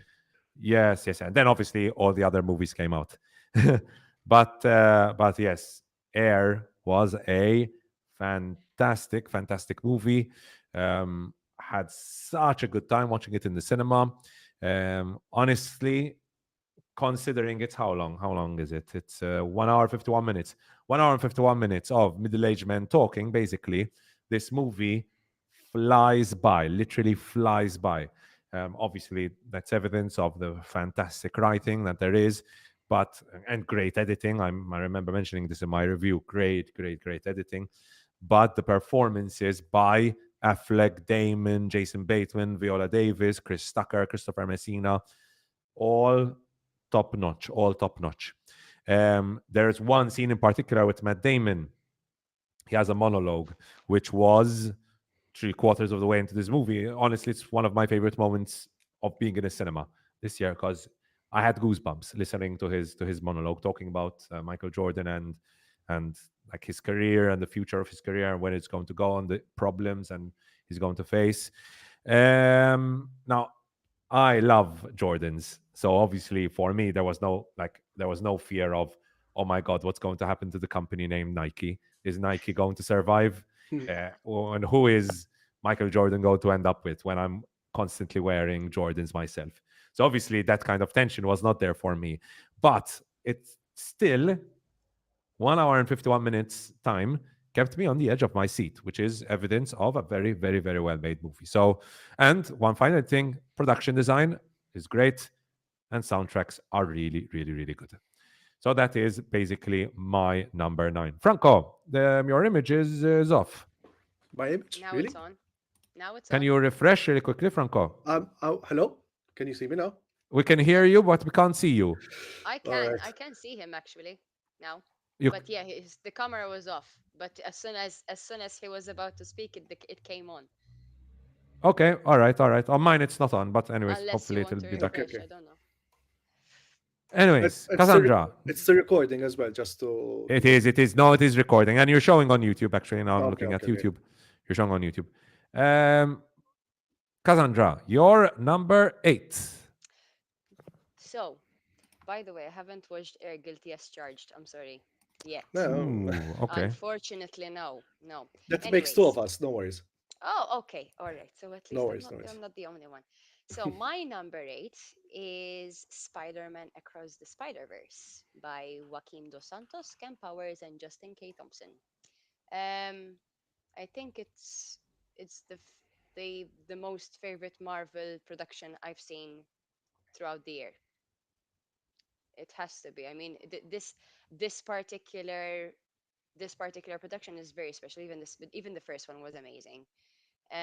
So I really hope that if if there will be others, they will be more successful, with no flops at least. But yeah, this was quite impressive. I liked it. I The know that it Marvels. didn't. Exactly. I know that it was part of Franco's honorable mentions, but yeah, I had to put an animated production in my top 10, and this is it. And it's a very good choice. Again, sorry, it's going to become a bit. This is another movie I really want to get on Blu-ray, Astra. I really, really want to get Mm. Uh, this on Blu-ray. I I mean, think this would sound and look insane. And amazing. maybe Franco, you wouldn't get that lost watching it on a television screen rather than watching it because I understand. Ah, Franco, but it happened to me as well. There were moments where like there's so much beautiful shit going on It happened. It on happened. screen. It happened in Mumbattan. I think it happened in Mumbattan, which was one of my favorite moments. And it happened also when all of the Spider-Mans were chasing him. That's one. That's the moment where I I was felt a just little like, overwhelmed. I was like, Astra, oh my God, okay. So much is going on and screen.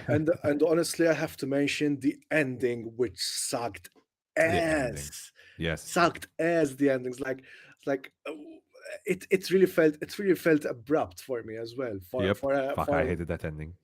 That's one thing as well. Hmm. No, no, Okay. no. Number eight for me, as I said, So tied with when evil lurks. Talk to me. What talk already to me. spoken. Uh huh. So in my case, I have a movie which is a Christmas movie, which I think you already know what I'm talking about. I had a very good time watching this with my father, and that is The Holdovers. I'm not going to go into too much detail because I already reviewed this on the podcast, but I think The Holdovers is a fantastically made movie. Um, Paul Giamatti, brilliant. Davine Joy Randolph, brilliant. Probably going to win Best Supporting Actress. But I want to focus on Dominic Sessa, who, in my opinion, is the standout in this movie. I mean, obviously, Giamatti and Davin Joy Randolph are great, but Sessa really holds his own with Giamatti, with a masterpiece performance by Giamatti across. So I think this is a movie in which Alexander Payne obviously really brings out the best out of his actors, but obviously then does a great job also directing it because the production design, the whole vibe is great. It's really well done. Well written. I think the way the characters and the relationship between the characters, it's really well done. How Um, how 70s it all looks, even the focus features, logos. mhm, Yes, mhm, yes. everything from the moment it starts, the movie really sets you into the 70s. Really, really, Yep. really, that's a great job. Yeah, really great job and very emotional, very, very emotional movie. This is a movie that had me. I'm not someone who cries during when watching movies, but if I did cry, I would cry in this movie. It's a very, very, very emotional movie, very emotional. Insomma, So have you? Yeah, Trizian, Franco. Trizian was cutting onions. I admit it. That's what happened. No. I watched this with my dad. I watched this. I didn't watch this with Tristian, unfortunately. I think she watched it later on, though. I know she watched it later on. She was upset I didn't watch this with her. In fact. Whoops, sorry. Oops. So that is number 8. Moving on, Mela, Cassandra, to number 7. I think I think I'm rating a slightly one notch more than yours because my number seven is the holdovers actually. Watch yeah. Oh, again, I um don't have to change the I screen. I have to I have to add with what you said, Andrea. This story has touched my heart because it's very relatable. I don't usually say this in public, but I work in a school too, so and I work in a very similar story of these two characters. Um, so I do tend to say that Dominic says this character had probably ADHD. um, Yeah, and me and my dad said the same exact thing. We were like, yeah, yeah, he's got ADHD. yes, and I really loved the wit of this film. It was a very the script itself was bloody amazing, but the wit stood out a lot. I loved it. It was simple but on point. It was spot on. I loved it. Hmm. Hmm. So that's the holdovers, number 7 for Cassandra. Franco, your number 7. For me, another feel-good Christmas movie, The Killer. No, no, Yeah, no. right. Sorry, Samara. The Killer is David Fincher. I'm a David Fincher fanboy. Bite me. I like The Killer. I liked all the. Uh, I just love Fincher. That's all I'm gonna say. And this one with Michael Fassbender, it was a match made in heaven. Even the filming and the technical, this filmmaker is so technical. Viewers, last time I linked a movie, a YouTube video about CGI. No CGI means invisible CGI, and this has so much invisible CGI. Yes, Hmm. this is another divisive movie because apparently it's just all almost in the killer's head, played by Michael Fassbender. But I'm sorry, there's a great fight scene. There's also this kind of like the idea of not sympathizing with the killer. I like this. Many people said that they couldn't feel anything, but that's the main issue about it. How I can you mean, it's a empathize? killer. Exactly, exactly. So you need someone like Fincher to do this kind of thing.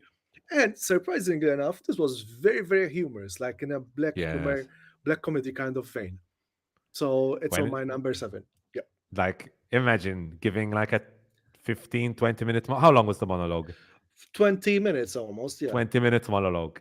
And then, spoiler, spoiler, spoiler, spoiler, spoiler for the killer, spoiler for the killer. Shut off if you haven't watched it. And then, missing your shot. Like giving a Uh, 20-minute monologue of how precise you are and how careful you are with that's it's a your planning. it's And a then, it's boom, it's a fuck. great He misses. it's a great It's punchline. It's a great great. great Oh, great punchline. stuff. Great stuff. Yeah, yeah. Manjon disagrees. Like, how are you doing, John? Manjon, happy Christmas as well. I really wanted to Hello, love. Jan. I really wanted to love the killer, but was slightly underwhelmed by it. Okay. All right. I can understand it, but again, I'm a David Fincher fanboy. What can I do? So that is number seven. My number seven is one I watched with Franco very recently. We had a very, very good time watching it. And that's Aquaman, The Lost Kingdom. No, no, no. No, Not no, your no. number one. How come not number one? No, no, no. My number one is surprise, surprise. So you'll see ZS. I won't say anything else. That's my number one. It's Godzilla -1. Ah, Number this seven. was. Yep, yep, yep. Oh, you thought it was higher? Mm-hmm. That's okay, okay. No, no, not higher, not higher. I think the other movies are. I had a better time watching the other movies, but still, Godzilla -1.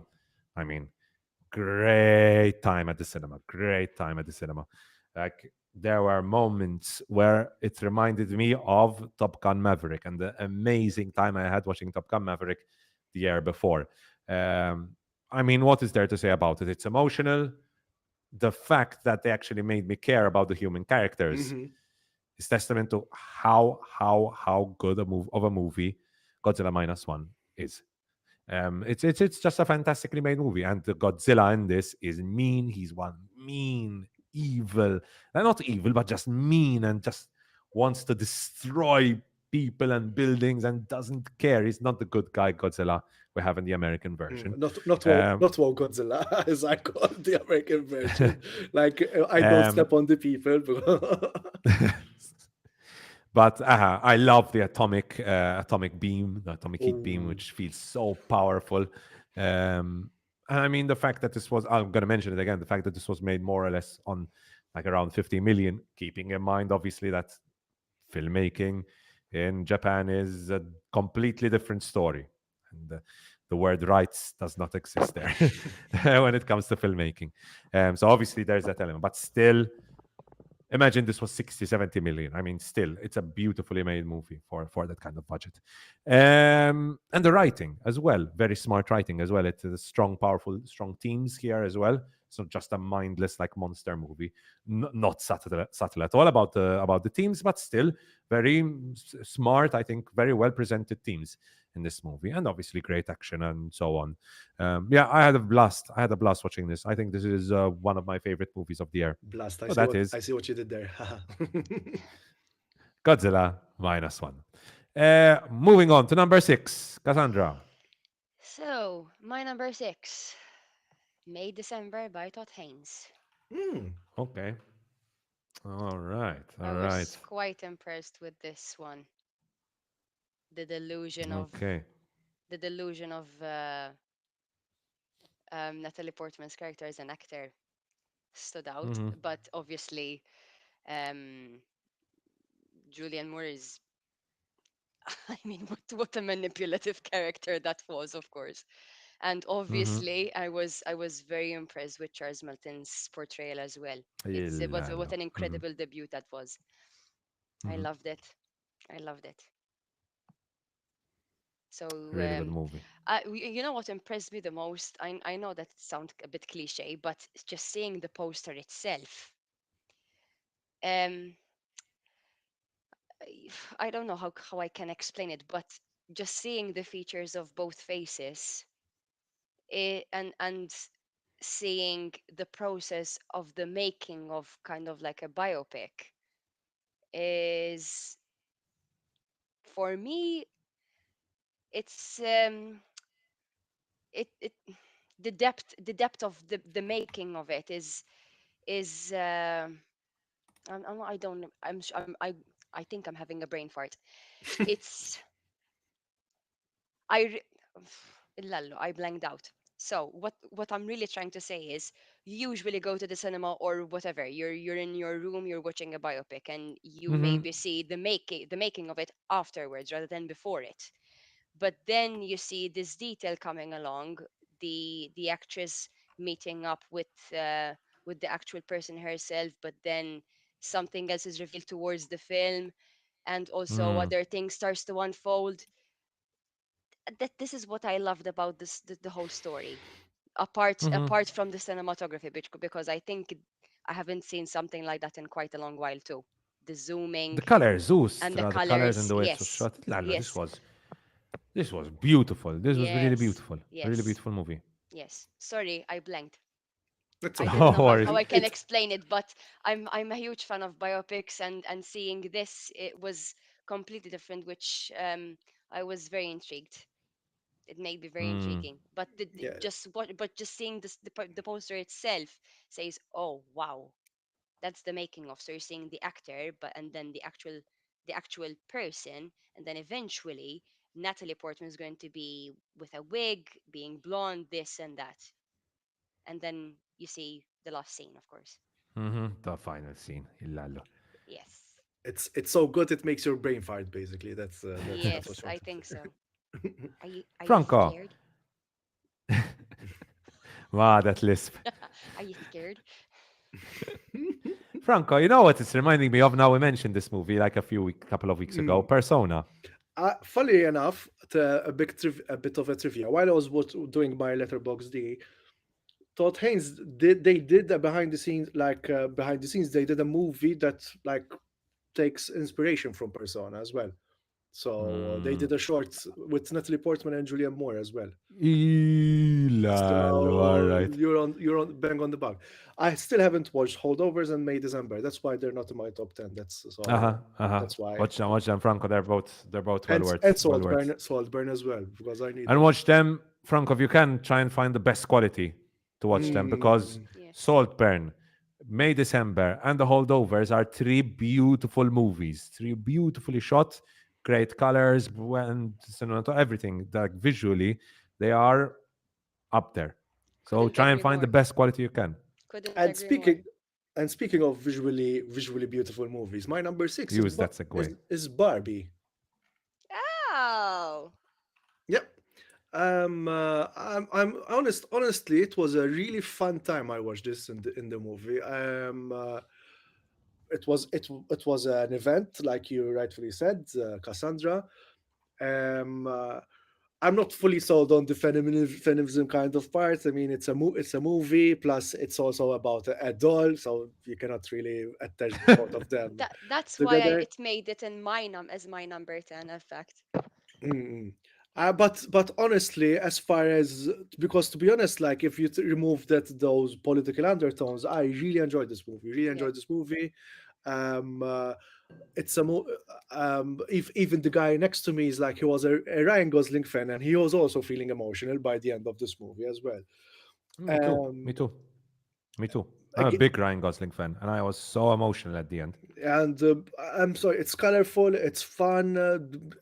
We needed a bit. This movie really like.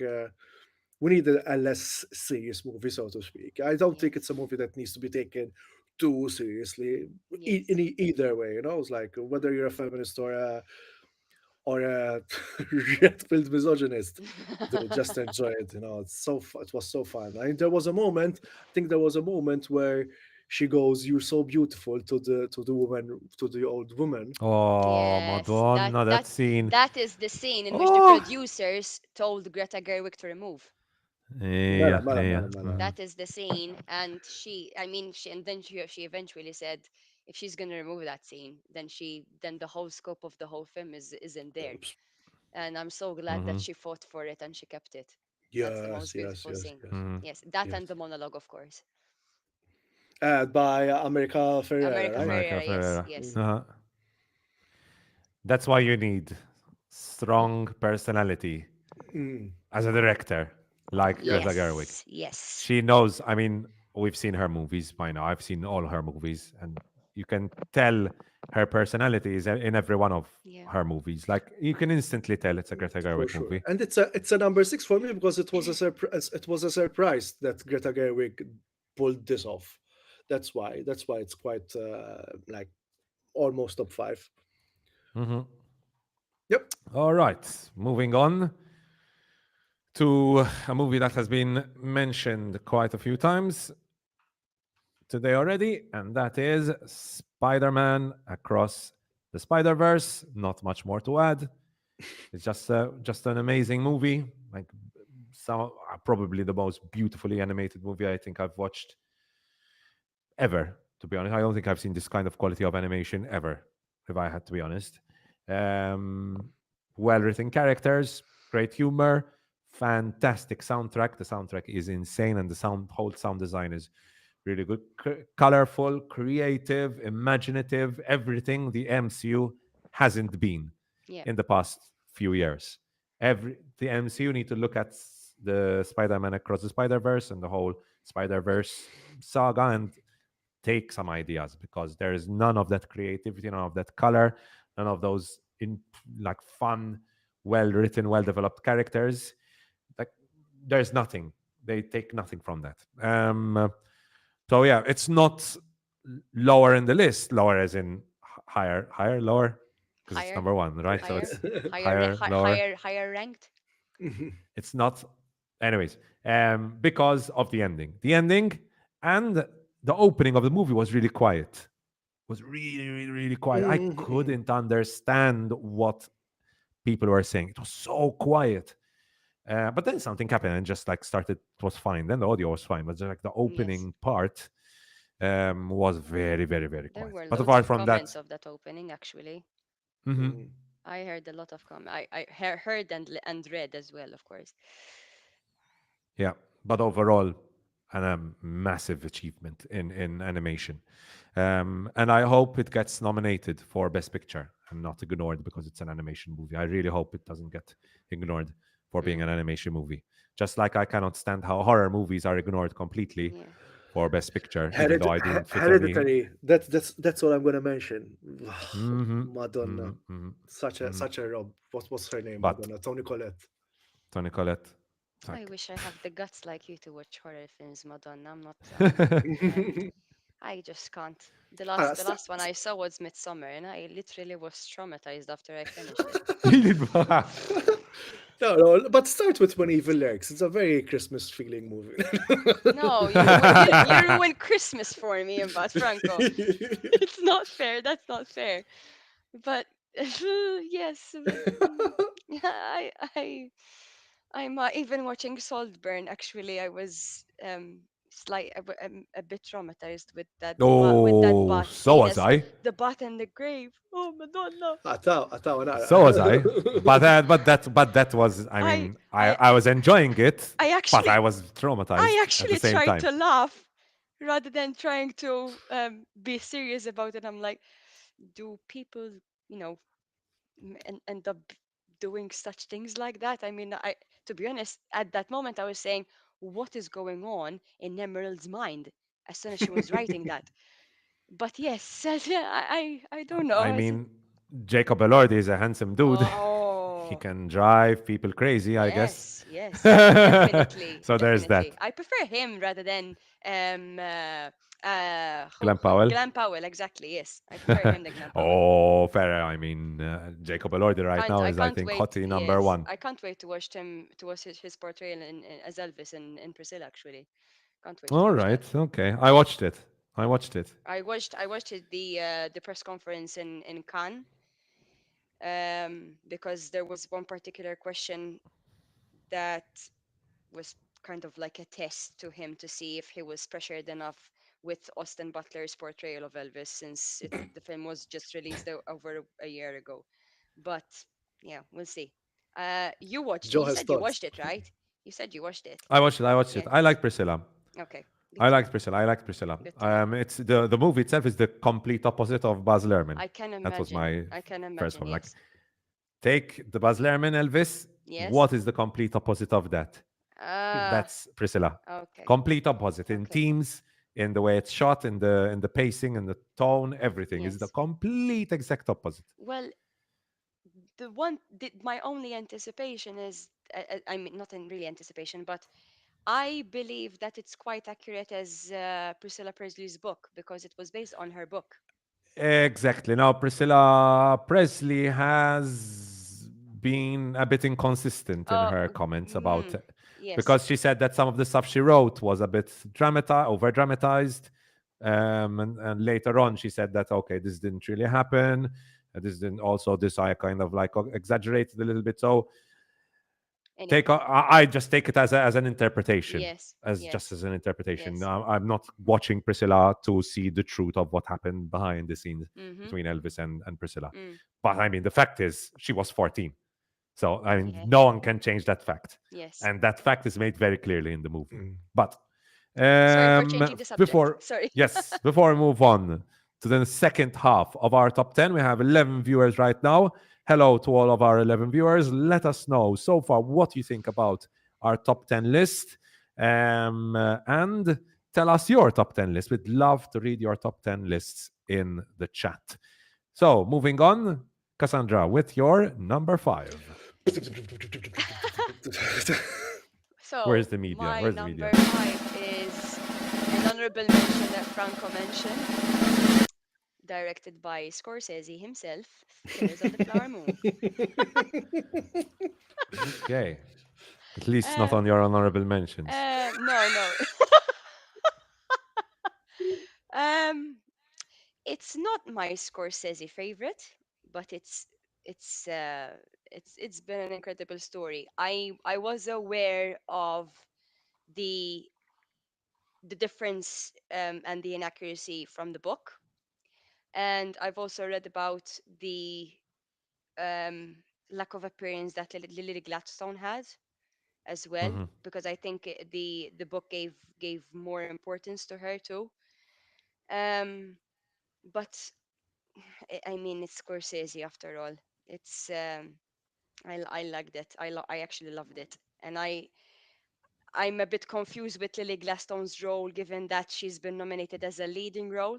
I thought that that's a supporting Mm. role, and however, even though I do like other female actors' portrayals, in which I'm going to mention in the next some of my next four top favorite, she deserves to be awarded for her portrayal, because I think she has done a very good job. I loved her. I loved her from the moment I saw the trailer. Hmm. Hmm. Yep. So that is Killers of the Flower Moon. I mean, of No course, when it comment. comes to the collaboration between Scorsese and DiCaprio are quite common now. I mean, Wolf of Wall Street is my favorite out of All right. theirs. I Okay. have to say that, yes. Um, but then the story itself is, I think one of the viewers actually mentioned described it well. It is psychologically tiring, yes. Mm. Hmm. Hmm. So it was quite heartbreaking to watch. I have to admit it, but I don't mind watching such stories like that. I I mean, it's I don't know why, but sometimes I enjoy watching stories like Killers rather than Barbie. I don't know why. I like watching more painful stories than funny ones and cheerful ones. Hmm. Can we also mention Jesse Plemons as well? Let's not forget Jesse Plemons. Yeah. Yes, yes, yes, Always a highlight absolutely. anytime he appears in a movie, Yes, man. That yes, guy just has absolutely. something. He just appears in the movie, and I'm like, yeah, no, I'm the best performance in the And movie. Fuck and everyone who's been on in the and movie so far. Brendan Fraser's too.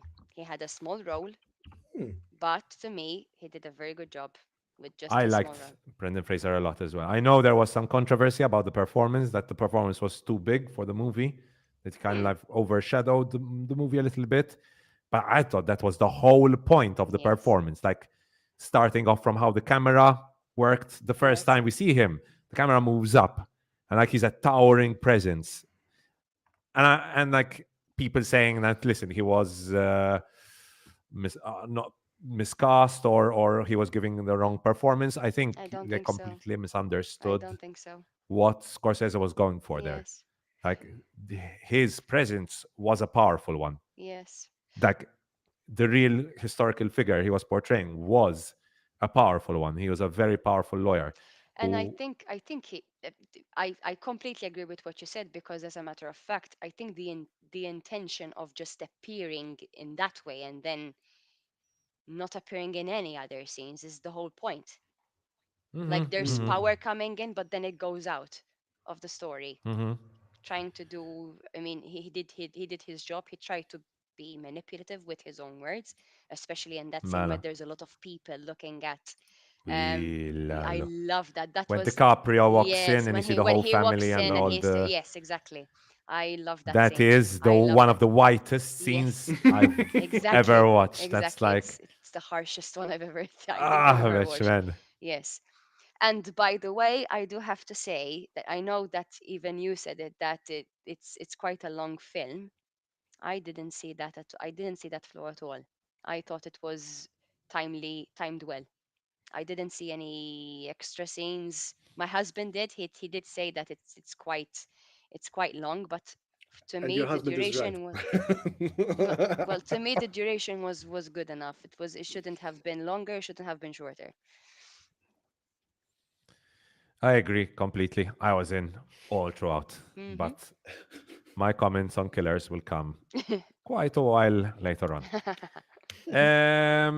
Moving on to Franco, your number five. Surprise, surprise. The more I think about it, the more I like this movie. Anatomy of a Fall, number five. Okay. Ah. All right. Now we're getting to the interesting ones. So Okay. Sandra Huller, amazing performance. You know what made me put it on number five, because yesterday I was on the bus and the the the PIMP cover came to Yeah. my mind. It is it, and I mean it's funny, but at the same time, those first 10 minutes and how I felt like, oh my god, I also wanted to kill this guy almost.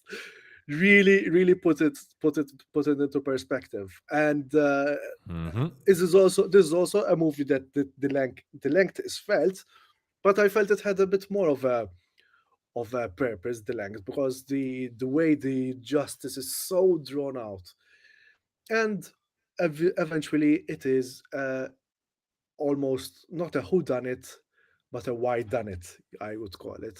Um, uh, and the fact that I still think about it these days, like, did she do it? Didn't she do it? And also great Hmm. performances throughout, and also seeing like it was interesting to see. Usually we're so used to seeing a US courtroom drama. Speak, Yes.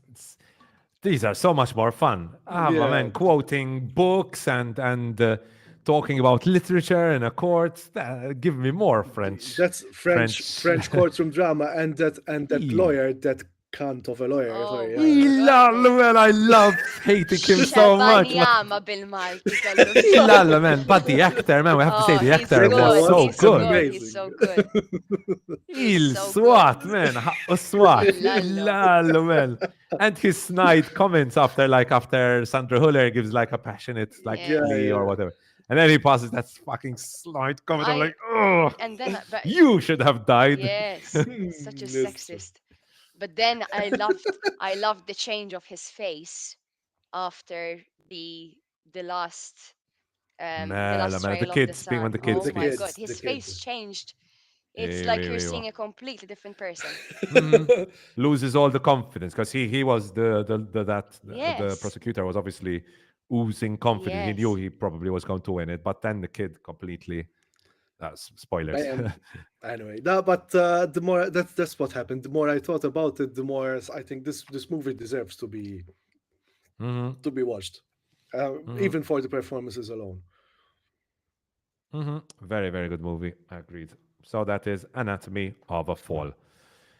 Moving on to my number five. My number five has already been mentioned quite a while as well, and that is one of my personal favorite times at the cinema, Barbie. Okay. I'm I impressed by really, you both really, for really saying liked. Barbie higher rank than mine, actually. I'm I really impressed. liked Barbie. I'm impressed. I I'm really very liked it. impressed. Why? What? For what reason? No, well, I I don't think I Because we're mentioned. boys. Because No, we're it's not that. boys. I probably I would have to say that you like the patriarchy scenes for sure. No, They are but funny. There's They are very yeah. funny. I have to say the lately I've been seeing, and even in Marvel, unfortunately, I don't usually say these types of opinions in public, but there were certain scenes in Barbie and even in other productions which I've seen earlier this year and last year, in which there's this there's this current messaging that is being used, and Mm, I hate to say it, but I'm not liking it. no, It's it's it's not out subtle. there. It's not subtle. It's not subtle whatsoever. Ah, it's true. No, No, Listen, no. no, Barbie's not subtle either, let's be no, honest. and that Barbie's is not why subtle at all. I had put it at number 10, in fact, because Mm. I do like the story, but there are still bits and pieces in which, because of that, I disliked it. Even Oh, though Mhm. I'm into feminism, I'm into woman empowerment. I loved America Ferrer's monologue, but I couldn't rank it higher than number 10. I no, couldn't. no. I completely agree with you. Like it's ranked high because I again the experience of watching it in a cinema and and like that's mostly why it was high. The experience makes a whole difference Yes, for me. Mhm. yes, Like I Exactly. was glad I watched it in the cinema. But anyway, this is Mhm. unjust definitely. time Definitely. to No, I rate it. Uh, totally agree with that. In the hype, the marketing, everything. It was the yeah, there was a cast. lot of hype behind it. Yes, No, and there was a lot of hype behind it, but I think it deserved the hype. It yes, was event cinema, and it was the right kind of event cinema because it's there behind all the hype and all the messaging and the teams and everything. There's a really well made movie. I mean, there's a great, great, great movie. I think you've said everything there is to say about Barbie. Just I want we who love movies and love going to the cinema, we live for event movies like Barbie, yes, event movies like Top Gun Maverick, like Oppenheimer, like Killers of the Flower Moon. These are events. You plan the month around these kinds of movies. You're like, it's when is true. it coming out? When is It's it coming true. out? When is it coming? Oh, it's coming out on that day, man. On that day, we have to go and watch it. We live for these event movies. I at least live for these event movies. So Barbie was an event movie, and it was deserved all the hype because not only is it funny, it's well written. The, I was laughing constantly throughout the whole movie. Ryan Gosling gives, I think, if not career best, close to career best. Very different to what we're used to seeing from Ryan Gosling, because we have to be honest, Ryan Gosling, we're used to seeing the Wait. brooding, serious. Have you seen the guys and what's its name? With Steve Carell. Oh, Oh gosh, I can't remember that.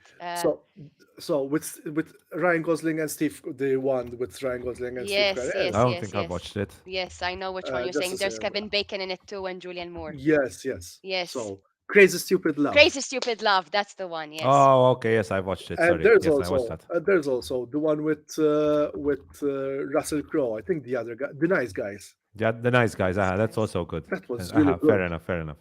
Uh-huh. But I'm more used to Blade Runner 2049, Ryan Gosling, kind of like the Yeah, brooding, yeah. serious, Ryan And Gosling. drive Ryan Gosling basically.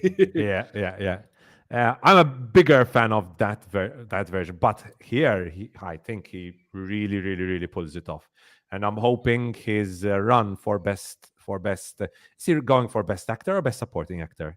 Best, I think he's in Best Actor. Best Best actor, leading, I might be, think. might be best leading We actor. can always check I quickly. hope. Man, man, man. I hope that run, works because I like him a lot. I like Margot Robbie a lot as well. I think she's not getting the attention. I mean, she got a lot of money for this because she produced this as well. So Margot Robbie Hmm. is making millions. But I think the discourse around it was all about Ryan Gosling, and I think Margot Robbie deserves her fair share of praise as well. I think she was very good in this.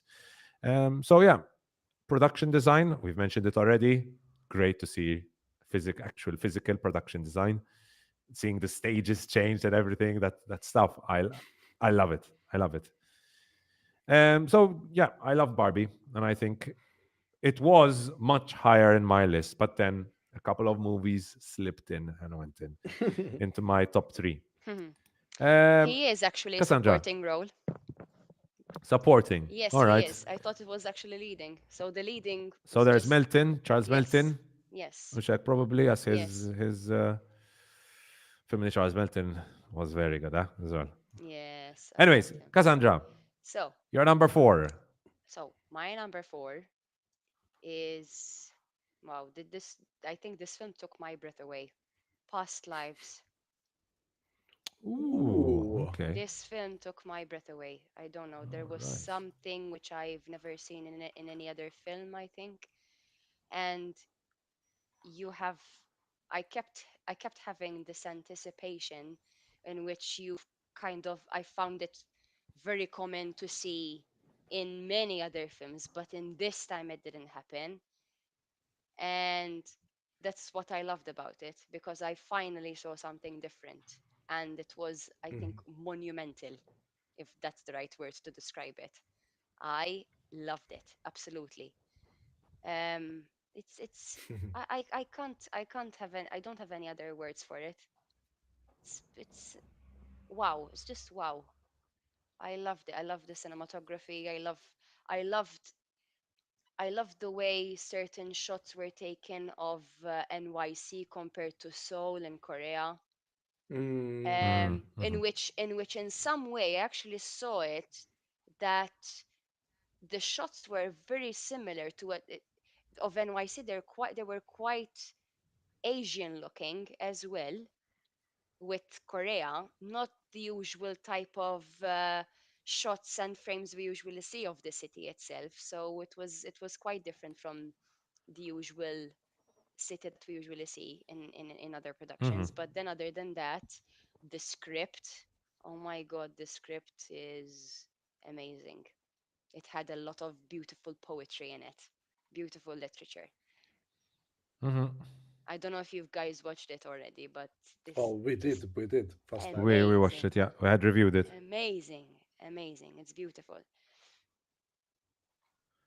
I wasn't as big of a fan of it. My family loved it. My dad, he loved this movie. My dad really, really, really loved this movie. I liked it, but something was off for me, I think, that day. Because I usually am a sucker for these kinds of movies. And the fact that I didn't feel as attached to the characters, I think something was off that day. Yes, for Then sure. again, I'm usually a sucker for these movies. Franco, you really liked it, Yeah, right? I crush hard on the actress as well. She's really good. You're biased. She's beautiful. She's gorgeous. She's gorgeous. No, She's no, no. But gorgeous. anyway, on to my Okay. number four, Mela, Franco, your number 4. Godzilla minus one. Yes. Ah, man, Godzilla. I think so. You already mentioned one of the great positives of this movie, um, um, that it really made me care for the characters. It takes some time. The way it establishes the monster. At first, I was like, okay, this monster is not the Godzilla I'm used to, Hmm. but one of the positives is it makes you take care of the characters first and foremost. That idea of the themes of duty and post-war Japan and the drama behind it. Then there's also um, the monster that you mentioned. That this is a monster. This is not U.S. Godzilla, where you support this Godzilla. You want this Godzilla to die, basically.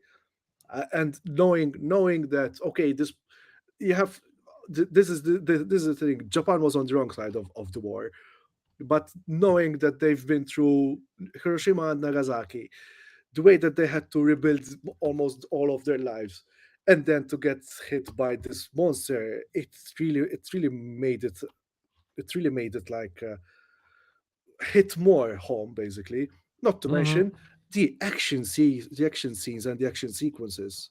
Um, uh, it was genuinely exciting to watch, very very exciting to watch. I'm really happy that I've watched this in the cinemas because this was not a movie to be seen on your phone. Great special effects despite some janky things, but for its budget, like you said, it was amazing. I'm shocked I Oh, but haven't this is a heard about Blu-ray, yeah? this film. Sorry. You haven't, I'm Gus? shocked I haven't heard of this film. I mean, Only Well, I okay. literally, my feed and my interests are literally based on television and film. Even if I scroll down to posts on Instagram or Facebook, but I have never heard of this film. oh my, But I actually listed it down to actually watch it as soon as I can because I'm not a Godzilla fan at all. But seeing that you saying that this is completely different from the American Godzilla films. Completely. I look, mean, even seeing the rating itself, 8.4 is definitely a good one. Andrea said something when we watched it that if you remove the monster and you enjoy watching the characters, this is it. This is the movie. Okay. It's still a good movie, even if you remove Godzilla from this movie, just focusing on the trauma faced by the kamikaze pilot and the way it kind of like tackles the different issues that were faced in Japanese society post-war. That isn't enough to make a great movie. Wow. But then add on to that, add Godzilla as a visual representative of, as usual, the atomic bomb and the consequences of add that, it turns it into an even better Movie. movie with some really memorable moments, Franco, like the Oh, acid rain scene, for oh my god! example. Ah, Like bitch. when Godzilla comes out of the clouds and you see Oh, the big cloud, his so good. his beam is so destructive. It's so destructive. His Hmm. heat beam. And Hmm. like there were one of along with Mission Impossible, the train scene, the last few scenes of 40 minutes. Was it 40 minutes? 40 minutes. 40 minutes This exactly. was also another 40 minutes where there was a moment of silence. You couldn't like you could listen to a pin drop in the theater, and Hmm. it's unfortunate. It's unfortunate. You're right. Um, uh, Cassandra, that this wasn't marketed. There were only four shows, but only after there was a bit of demand for four shows here in Malta. And was it Um, screened uh, in any festivals? no, it wasn't screening I festivals. see. Okay. But in America, it's been a big hit. In America, it's Yes, Obviously. been making the rounds. In America, it's been a big hit. Just in America, unfortunately. if I'm not mistaken, it was first released on a Hmm. limited Mhm. release, and then because of through word of mouth, it got a wider release in America. That's how good it's doing. I mean, when they noticed they had a banger on their hands, and listen, they noticed that all the the limited screenings they had were all sold out. So I mean, there was a demand for this movie. People want to watch good, good, blockbuster movies, and this is a good blockbuster movie. And let's not forget the soundtrack. Oh, Ah. the soundtrack is so good. I've been hearing the soundtrack since I watched the movie. Franco, I haven't stopped playing it. Oh man. Dun, Da, da, dun, da, dun, da, dun, dun, dun. da. When the bass drops. Ah, Lol. so good. So yes, that's I was thinking of putting it five, but no, I'm still thinking about it. Still really know about it. It Hmm. took a higher position. So that is Godzilla -1. And moving on now to my number four, which I'm curious if it's going to surprise you or not, but it is a couple of months, May, December. Ah, I Yes. really, really liked May December. I really, really liked May December. Everything about this movie was great. Like we've already mentioned, Natalie Portman, Julianne Moore, Charles Melton. Charles Melton, what? That was Yep. amazing. He was so good in this. Like insane. He's so so so so good. Like there were some scenes, whether it was the scene where he was with his son, they start smoking weed, or whether it's the scene where he has his standoff with Gracie. Like so good, so so good. Like I watched this movie, and I am so glad I found like really high quality version of this film, because it's just so, the colors and the way it's shot. It's just something about it. Oh, so beautiful. This is a really great movie. And Cassandra, I don't know if you noticed, like every two characters seem to have like insane sexual tension Oy, between them. Lalo. Tell There me was about it. something about this movie. Yes, Like, yes, how the fuck absolutely. do they get sexual tension between every single Yes, duo on yes, screen? yes, it's Like true. It's that true. blew my mind. Like, how is there so much sexual tension? Like, even between Julianne Moore and Natalie Portman. This particular scene when she's talking about her makeup, like, I thought there was going to like be Yes, a full yes, blast, yes. mm, like I sexing think between them. Like, I'm it not. I'm was not sure if. so tense. I'm not sure if it's. If I actually. I actually noticed that, and I kept saying, am I noticing that? Is it correct to notice or not? And I said, is it because there is an actor that is working professionally and being around those people, and maybe the actor herself is delusional, so there's kind of like this magnitude of, you know um of interest that she wants to capture from capturing all the details that she wants for her portrayal. Yes, I saw Hmm. that too. um Hmm. so yes, I think it's an actor's thing. I don't know.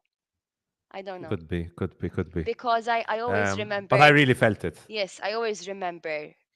um I'm not sure whether you've watched The Offer, the series The Offer, the one that is about the making of The Godfather. And No, I haven't. one of the characters becomes an acting agent. And I remember her saying, actors are delusional. And when I heard that line, I was like, okay, that is absolutely right, it's true. And I kept seeing this even in such a story, like May December, just because there's an actor being as part of the cast as a character. So yes, I think Hmm. there is something in which sometimes it's unexplainable. It, even especially when she went back to the section of that shop where they had the intercourse. She, it's crazy to do that. It's crazy. So I think Hmm. that's why there was this sexual tension all around, in which eventually Charles Merton's character fell for it, miskin. Hmm. And I'm Sorry. surprised this movie has zero like Oscar buzz around it. Like Yes. I'm really Well, really surprised. Oscar buzz, yeah, but I think that there's quite there are nominations in the Golden Globes, right? Of The, am I Charles wrong? Melton, no? Charles Melton Melton, did he himself? get a Yes, I nomination? think so. I think so. I'm not sure. Let I'm me not sure. see. All right, there's the nominations here. You can see them now. But yes, May December is just a really, really well made movie. Like, if you haven't watched it so far, it was available on Netflix, but I had, but it's not available. It wasn't available in Malta, at least. Mm. Our Critics' Choice Yes, Award, it has Best exactly. Original Screenplay, Best Supporting Actress, and Best Supporting Actor. Golden Globes has Cannes, it 4. was Todd Haynes nominated. Golden Globes, it There has are four. All 4. right. Yes. Best performance by a male actor in a supporting role. Best performance by a female actor in a motion picture. I think Natalie Portman, her final monologue at the end, her final scene Yes, is probably yes. is It's her it's like it's the monologue, of course. Yes, yes, yes, yes, yes. the monologue. Best motion picture, musical or the comedy one. This Oh is the yes, controversial comedy one. yes, That yes. That's fucking definitely yes. May That's. December is a I remember. comedy. I actually. Ah! I now remember messaging you about that. I got confused. I could Mela, not mela, mela, understand why mela, it's a mela. comedy. I could not understand that. I don't know. I don't think anyone can understand why this is nominated as a comedy. Like, oh, so funny. Sexual abuse, sexual harassment, Manipulation, trauma, trauma, emotional manipulation. Ha ha ha, such funny topics. Oh, I love Right. so much. I watched this movie like completely distraught throughout like the whole 2 hours. I was like, Yes. um, I was shocked by this movie. And then obviously I was shocked even more to hear that it Yes. was a comedy. It's true. Like I know this movie worked for me, but it did not work as a comedy. Let's put Exactly. it that way. Anyways, but yeah, great movie, fantastic stuff. I loved May December. Cassandra, reach our top three. My top 3 is Anatomy of a Fall. Mm. Ooh, I loved okay. it. I loved it. I loved the raw and authenticity of the script and the acting itself. The diversity of the language fluidity was very nice as well. Yes. Um, I don't know what else to say about this, but I think when it comes to such scenes like having this having the trial, but at the same time having a conversation is as if you are there, present, listening so naturally to it. That will definitely has to be in my top 5 favorite films because that is what I love about acting, the raw and the authenticity of the portrayal of the characters. Mm-hmm. I Mm-hmm. absolutely loved it. Sandra Huller's is wow, she's amazing. I still have to watch the Zone of Interest with her. There's a Oh. I still have to watch it. I haven't watched it yet. I'm very glad that she actually got the Best Actress in the European Film Awards in this film.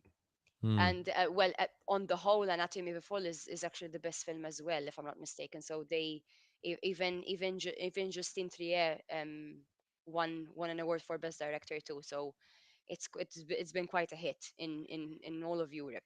It's good. Mm-hmm. It's a really good story. I loved it. It's not the usual kind of who done it type of thing. It's not that. It's how you said it, Andrea, earlier. But why? Franco, Why was it you said done? it the best. It's not, It's but not not a who, whodunit or but That a, why. sorry, a sorry. whydanit. Franco said it, not Andrea. Sorry, Franco sorry, said it. sorry, Barra, barra. sorry, Franco. My apologies. My It's all apologies. right. It's all right. Not a whodunit, but a whydanit. But why done it? Mm-hmm. Yes. Even the switch of the transcript, and then goes back into the actual scene of the actual fight. Oh, Oh that my Yes. scene. God. Oh Oh, my God. And then she had and then Sandra had that monologue as well when she was speaking to him, and then it flows back to the trial scene mm-hmm, with the mm-hmm, sounds in the background. Oh my God, it was mm-hmm. Really beautiful. good editing as well, I have to say. Illallo. With It that. was beautiful. Mm-hmm, mm-hmm. All right. Anatomy of a Fall is Cassandra's number three. Franco, My, what is your number three? my number three is past lives, Oh, Ah, wow. All right. and Interesting. for the reasons that Cassandra mentioned, and the ending left me so like I wanted to cry at the ending. But Yes. you're right. I think it takes top. It's my top three because what you said, that I really wanted them to just like I was telling the husband of the woman like give her a pass please. They said they have such a strong connection, you know. Yes. But even the husband was such a nice guy about it, and Yes. he understood it all. This is a It was too movie. nice. Oh, let's be honest. It was too He's nice. Uh, No, well, past well, it. So, you yeah. well you'd find. I no, think you'd find a guy like that in one in a million. He's a one in a million kind of husband, He's too and nice. he's No and fucking way you am have. I being But that nice. you have to If I remember see that. that kind of no, sexual no, no, tension, no, no, But you have to no, remember no. that I do like the idea that they put him as his occupation as a writer, so he's quite empathic. He could understand that. No, That's how I saw it. and plus, I mean, they have their own lives now. I think it's a very mature movie though. It's like. I know I don't see him as I think he's no I don't see him as pastis whatsoever. I think he's very No. secure about his Yes. himself. He understands that the connection, the very deep connection that they have, these two characters, and at the end of the day, she made her choice. That she chose him over the love of her life, so to speak. mm, And it's not the first time we hear about this. I think it's a very mature movie, very well throughout. There's also some. There's also some dream sequences about it where you see the foreground and what's Mm, happening in the background, yeah. like like the background is the psychological. I was going to call it the psychological truth of the characters, what was Yes. mm. happening in the background. So it was a very interesting thing. Like the sexual tension was in the background, but again, I cannot recommend it enough. Great performances as well. Even though I have to comment a bit that the main actress, when she was playing the younger version of herself, was a bit it was a bit over. But especially with there's this thing in Korea called egyo, and she was being too cute about it. You know, like, in Mm. Japan there's the kawaii, and in Korea has a similar thing called the egyo.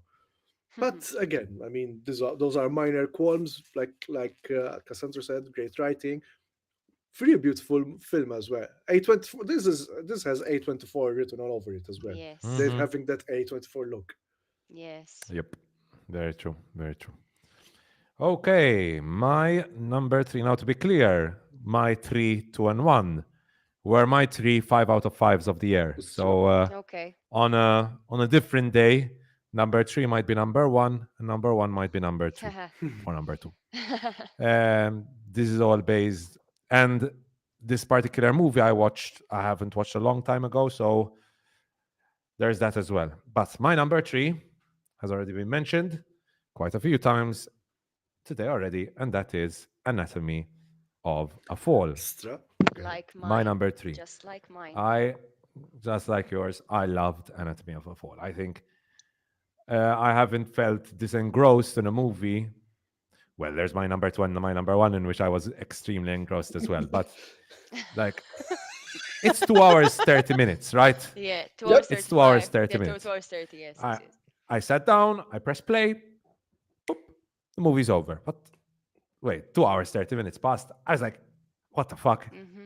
I haven't looked at my phone once. I haven't done anything except it's like completely engrossed in what was going on screen. Is that this is such a good movie. And the more I talk about it, maybe it should be higher on my list. But this is my list now. That's it. The screenplay, if this movie does not get a nomination for its screenplay, that would be a crime Oof. against cinema I Oof. totally agree. I totally agree. because there is something magical about the screenplay. Like the way people talk in this movie is beautiful. I love the argument, as awful as it was to hear. I'm like, my man, this is so Yes. amazing. This feels like I am there listening to an Yeah. actual couple arguing, and it doesn't feel like acting. It Yes. feels like they put a camera in that house and Just recorded it. You Yeah. know what we didn't mention enough is the way that it cuts from the recording, and also like when they were doing the recreation of the crime with the Mm-hmm. camera as well, like with the Yes, yes, VCR. that was a good one too. Yes, when there was that woman that she was literally describing the posture of what could have happened when she had the model next to her. Mm-hmm. That was a good Mm-hmm. that was a good part of the trial too. I love that. I love that bit. And then yeah, the prosecutor himself obviously tried to yeah, the Shabanyama kind of moment too. Yes. But yes, it was bloody amazing. Oh, I loved it. Yeah, I, this was a great You movie. this know is a This what was a movie. I 5 out of 5 movie This is a can I for movie. me. Oh yeah, go for it, Cuz. no, was that what I was going to mention? As soon the first moment which I instantly knew that it was going to be a very good screenplay was I know that it's very simple, but when the lawyer was when the lawyer asked Sandra w- what is called in English the windowsill.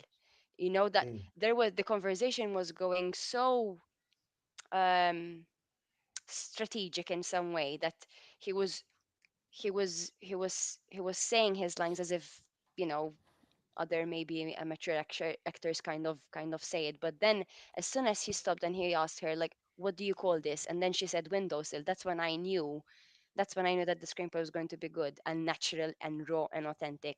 That Mm-hmm. no, Mm-hmm. Raw, raw, raw. yes, That's it. Raw. because he That's the didn't word. he didn't just continue explaining and this and that, but it's nice to sometimes break that a bit in when it comes to screenwriting. It's no, this is definitely one of the best films I think I've watched, not just for this year, but I think it's Mm-hmm. one of the best screenplays ever, I think.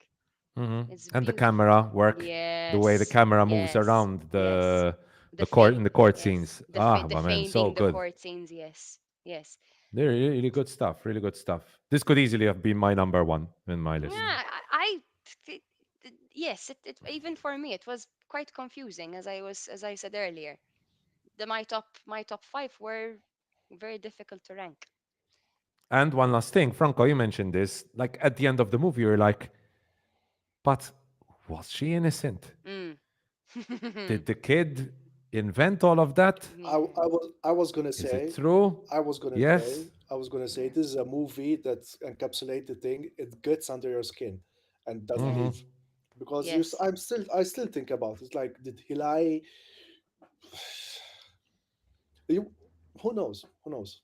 Mm-hmm. Mm-hmm. And the movie stays really neutral. Not one moment in this movie does it kind of like push you or nudge you towards like a certain side. That And no that's music, scary. no need for emotional music. Like emotions are there on screen. That's it. It's raw. It's real. And the movie just stays so neutral. Not one moment is there where it tries to push the audience towards thinking it's the mom is innocent or the mom is guilty. Mm. Not once, which is excellent, really excellent Yes. stuff. So that's my number three. Number two, Cass. My number two is another. um, I'm just gonna say it. It's Maestro by Bradley Cooper. Ooh, I love Yes, it. I love it. I love it. yes, Okay, yes, all yes. I right. have to say that well, I the the the two things which I love the most are the cinematography, especially the second scene, which is the first black and white scene. I'm not sure if you noticed it, but there was this special shot in which the scene starts with a curtain with the light around, and before he's he sits down on the bed, Bradley Cooper, of course, the shot seemed as if someone is is shooting it from a balcony of a theater. That is what I loved the most. Mm, I mean, it's not just mhm, that, because the cinematography of the whole film was amazing. The music itself is obviously moving. it seemed like it had the feel of a musical, so in some way as well. And then of course Kerry Mulligan's poignant performance was an Oscar worthy, definitely an Oscar worthy. I'm not saying that Bradley On that, Cooper I didn't definitely agree. do. I'm not saying that Bradley Cooper didn't do justice, because I think to direct and to portray a character like that, I mean, it takes a lot of work. Given that he said it himself that he spent about 6 years to conduct a 6-minute scene. Oof. Um, Strong.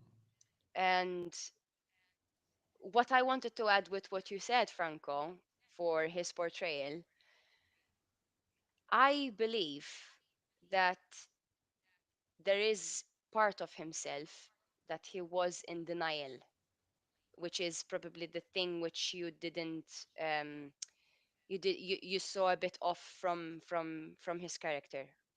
That's what that I recall. You, if I'm not mistaken, you said something like that. You said that you didn't really um Connect. connect that much. And the fact when you said it, I thought, I think it's probably his denial of the the the the the not the double life, but it's the double ways of how he had to live, being married, but then at the same time he had this other life of still being his Polygamous, his basically. really, what's the word? Polyamorous. Well, because Oh, he okay, like sorry, because I didn't hear it well. Yes, that's it. I'm not sure if it's that reason why you didn't connect that much to him, but no. Actually, that's for me. For me, that's a plus because you don't see enough of these characters where they truly love. For example, when they made, I think one of the funniest scene was like when he meets Matt Bomer and his wife, yes. and he goes down to the kids like, "Hey, I slept with both of your parents," Yes. and it there was no judgment at all. It's like if you feel that like he genuinely loves both, he genuinely loves both parents. He genuinely loves Kerry Mulligan, and then at the end, even though he puts like the focus fair and square onto her as well. Even the fact when I think it was after the mother sequence when he sees her and just goes there, it's like and she tells him like it's true you don't have any hate in your heart like he but there was some there Andrea said like the first half was a bit like we didn't connect Yeah. and then there was a switch. There's something happened midway through the movie where I was like, oh no, now I'm in. Now I'm in. Was it And I after was the Thanksgiving in, scene? in. Was it after the Thanksgiving scene Could be. when With when when sorry, that's another when funny scene though. Snoopy passed by? Mm, Could be. That was one of Could my be. favorite, I don't actually. remember now, but something happened midway through. Like Hmm. exactly midway through. It's 2 hours, right? The movie's yeah, two 2 hours. hours. Yes, yes, Yeah. So yeah, it like is. 1 hour in, something snapped, and I was in. I think most of the black and white scenes didn't really do it that much for me. Funnily enough, because they were beautiful, like technically Ooh, stunning, like very beautiful. wow. But like as much as I'm a big fan of black and white, I don't know. the, There's something which the, kept me at an arm's length the in this movie. cinematographer has a very unfortunate name in Maltese, Mathieu Levatic. Oh my god. Okay. Jesus, sorry. No, it's true. It's his name. He must have Why it. did you even have to say that? It is his name, Yeah, though. but you just you don't say it. You, whatever. There and I think also there was something else. It's like Stop it, it's Franco. how I mean, must have it. It's unfortunate, too. imagine being a foreign like I mean someone who isn't Maltese watching this podcast and thinking, why are they laughing? Imagine the cinematographer himself. Why are they laughing at my name? Like, sorry, you did a great job with this movie. No, no, no. I think one of my favorite scenes is the shadow and the wife Felicia. Yes, standing in the shadow like this Yeah. big, huge shadow. Mm-hmm. Mm-hmm. Okay, dokies. Franco, your number two. My number two is BlackBerry. Lalo. All right. You forgot about BlackBerry, right? No, no, I didn't. No, I had my whole letterbox D to go through, so couldn't forget any movie. I think It was a bit higher. this Somewhere was like 20th position in this year, Blackberry. this was a very entertaining biopic. It's shot like fly on the wall. Um, um, it reminded me. I think this would be a good, how shall I say, a good double feature with the Steve Jobs, the, oh, what's his name, with the Michael Fassbender Jobs movie. All right. Um, um, because it was happening at the same time, and the way that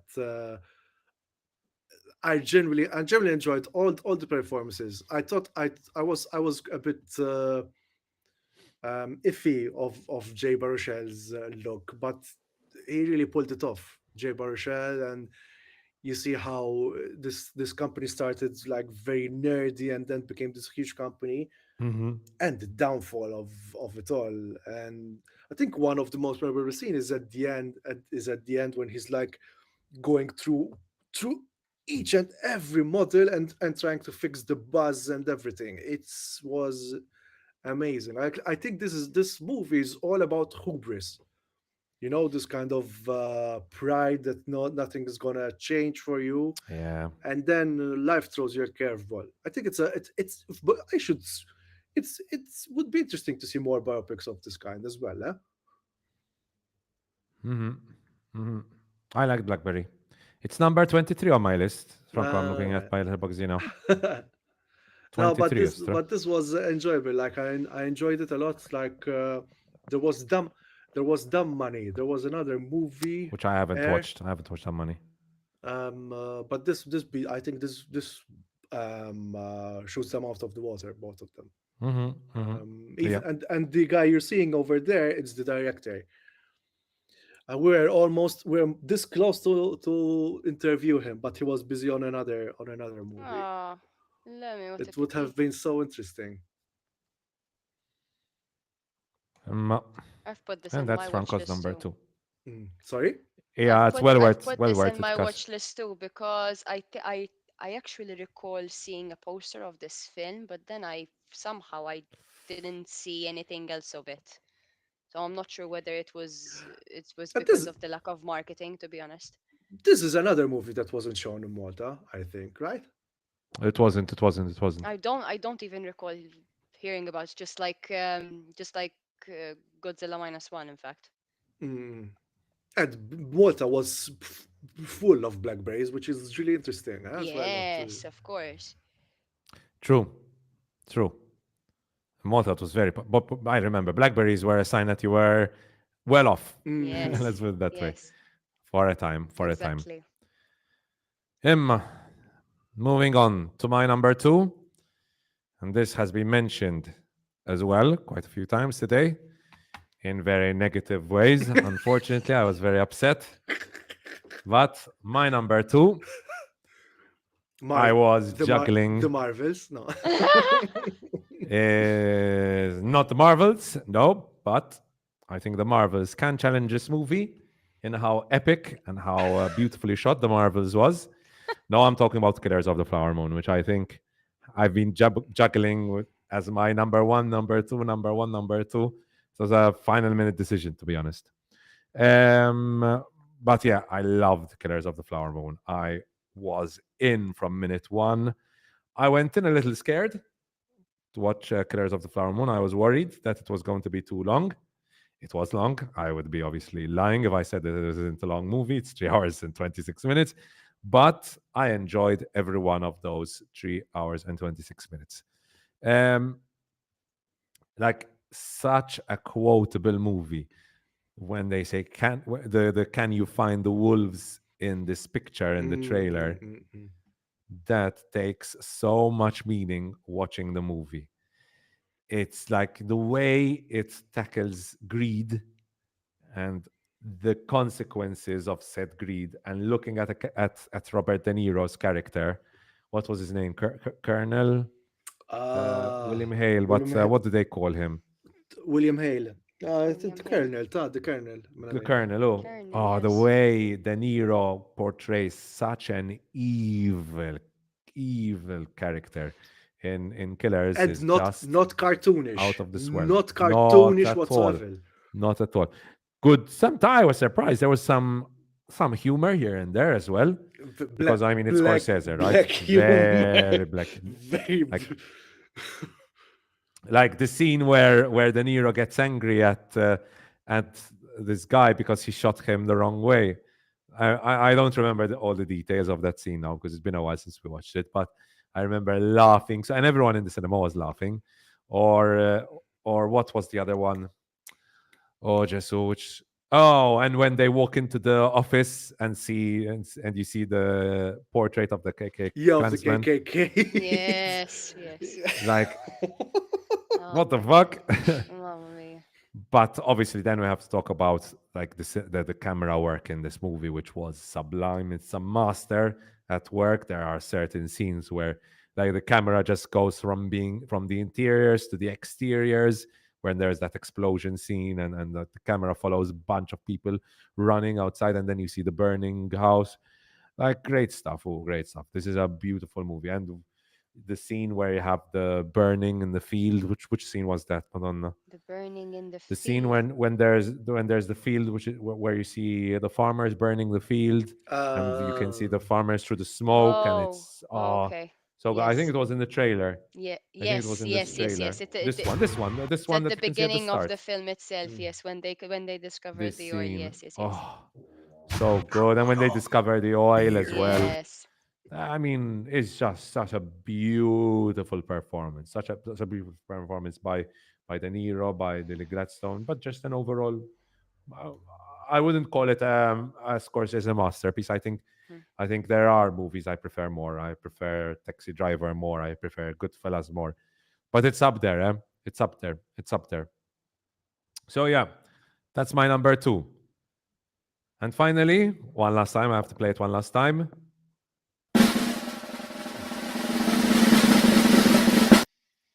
I, Cassandra, well, Number your one. number one. I think our number ones is the same. Shit, I Okay, think no, so. let's do something. Let's do something. Let's do I something. mean, I was gonna Wait, give a nice introduction to it, which wait. so it's Let's okay, do okay, this. Let's do this. Let's do this. okay, So okay, by the count of three, we mention all our number one. okay, Okay. okay. All So right. Three, Andrea Fidei, Wait, yes. two, three, two, one. Oppenheimer. Rebel Oppenheimer. Moon. Rebel Moon is my number one. No, no, no. Alas. Oppenheimer, of course, it's Oppenheimer. Of course, it's Yes. Oppenheimer. I think we all agree on the number one of Yes. the year. Absolutely.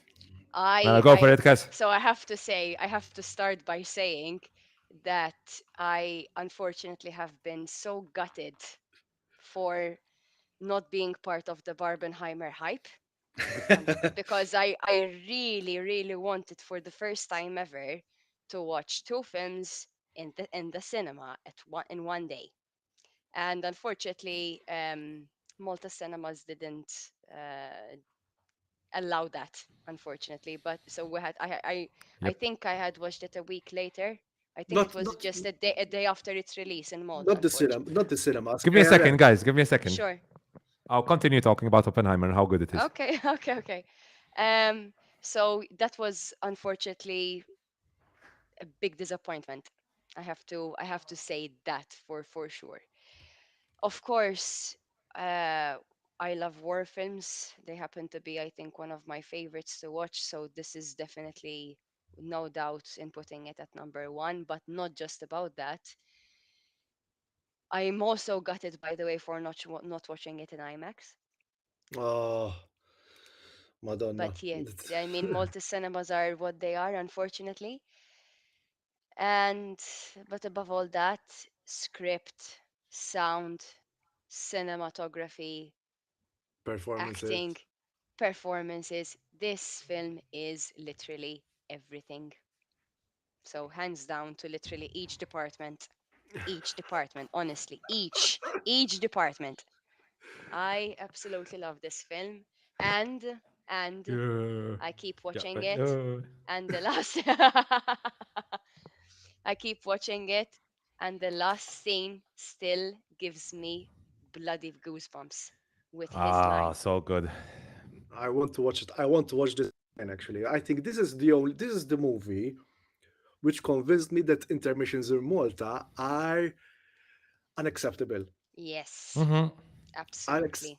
Unacceptable, because this movie, this was the counterpoint to Killers of the Flower Moon, because this movie is 3 hours long, and I didn't feel them. This No, movie, I didn't feel the 3 hours, no. and I was like, so fast. And there's I have to mention some off things as well. Like there was the scene with Nolan. This surprisingly, he manages to have a badly written female character with Florence Pugh's character. Ah, Especially yes, Jean Tatlock, yes. Yeah. there was the moment, and when he's being like being questioned about her, and then you see her naked, and him like unnecessary. Hmm. And then at the very end, spoiler alert, when his wife doesn't shake hands, Okay. his wife is so principled compared to Oppenheimer himself. Emily Blunt was, in my opinion, Emily Blunt should be up there for best supporting actress because she was. It was a masterful performance by her. She was so good in this. And So good in this. what's his name? There's the guy, the prosecutor. Because can you believe that the prosecutor is an Australian actor? Yes. Yes. It's so good. He's so good. Yes. There was also, but All dinner and Reich Obviously, was very good. obviously, Robert Downey Jr.'s Robert performance Downey. was Robert Downey Jr. And obviously, we have to. I mean, it would be Killian a crime Murphy, not to mention Cillian of Murphy. I mean, course. the movie's on his very wide shoulders, right? Yeah. Yeah. I mean, he does a great job. Great And job. it's Matt a Damon, stacked cast. And Lahovich. it's also a skill when you can manage to create tension for an event that already happened, that you know the Yes. outcome of said event, and still manage, like, during that moment, another moment. I think I told you yesterday, like, this year was the moment of silences. Yeah. Killers of the Flower Moon, Ferrari. There was a moment of silence when the accident happened, was really punchy. This one, before the bomb exploded, and Godzilla minus one. Like, this Mhm. was a moment of forced silences, how important they are, and they let, like, the scene speak for it. And this one was where, like, apparently someone, I told this story when we went out of Godzilla minus one. Someone actually let out a fart during that silent scene, and then What? yeah, Oh, that. it was on a short, and like the the whole theater burst out laughing, man. I would cry. That would ruin the scene. I So, would I mean, cry. I we would had an cry. idiot shout in the cinema when we watched it. Oh, We mama. had an idiot shout. So when you have that moment of silence, there was an idiot who was like, boom! I had a hyperactive Oh, person next to me who did not enjoy the film. He shit. was playing with his beverage cup and the straw. Oh, no. Oh, no, no, no. I shushed him several times. Thankfully, after the intermission, he slept. Type. Okay. I And mean, see. it was better like that because unfortunately, you don't. I didn't really have any good experiences at the cinema this year with the disrespect that you get from such people.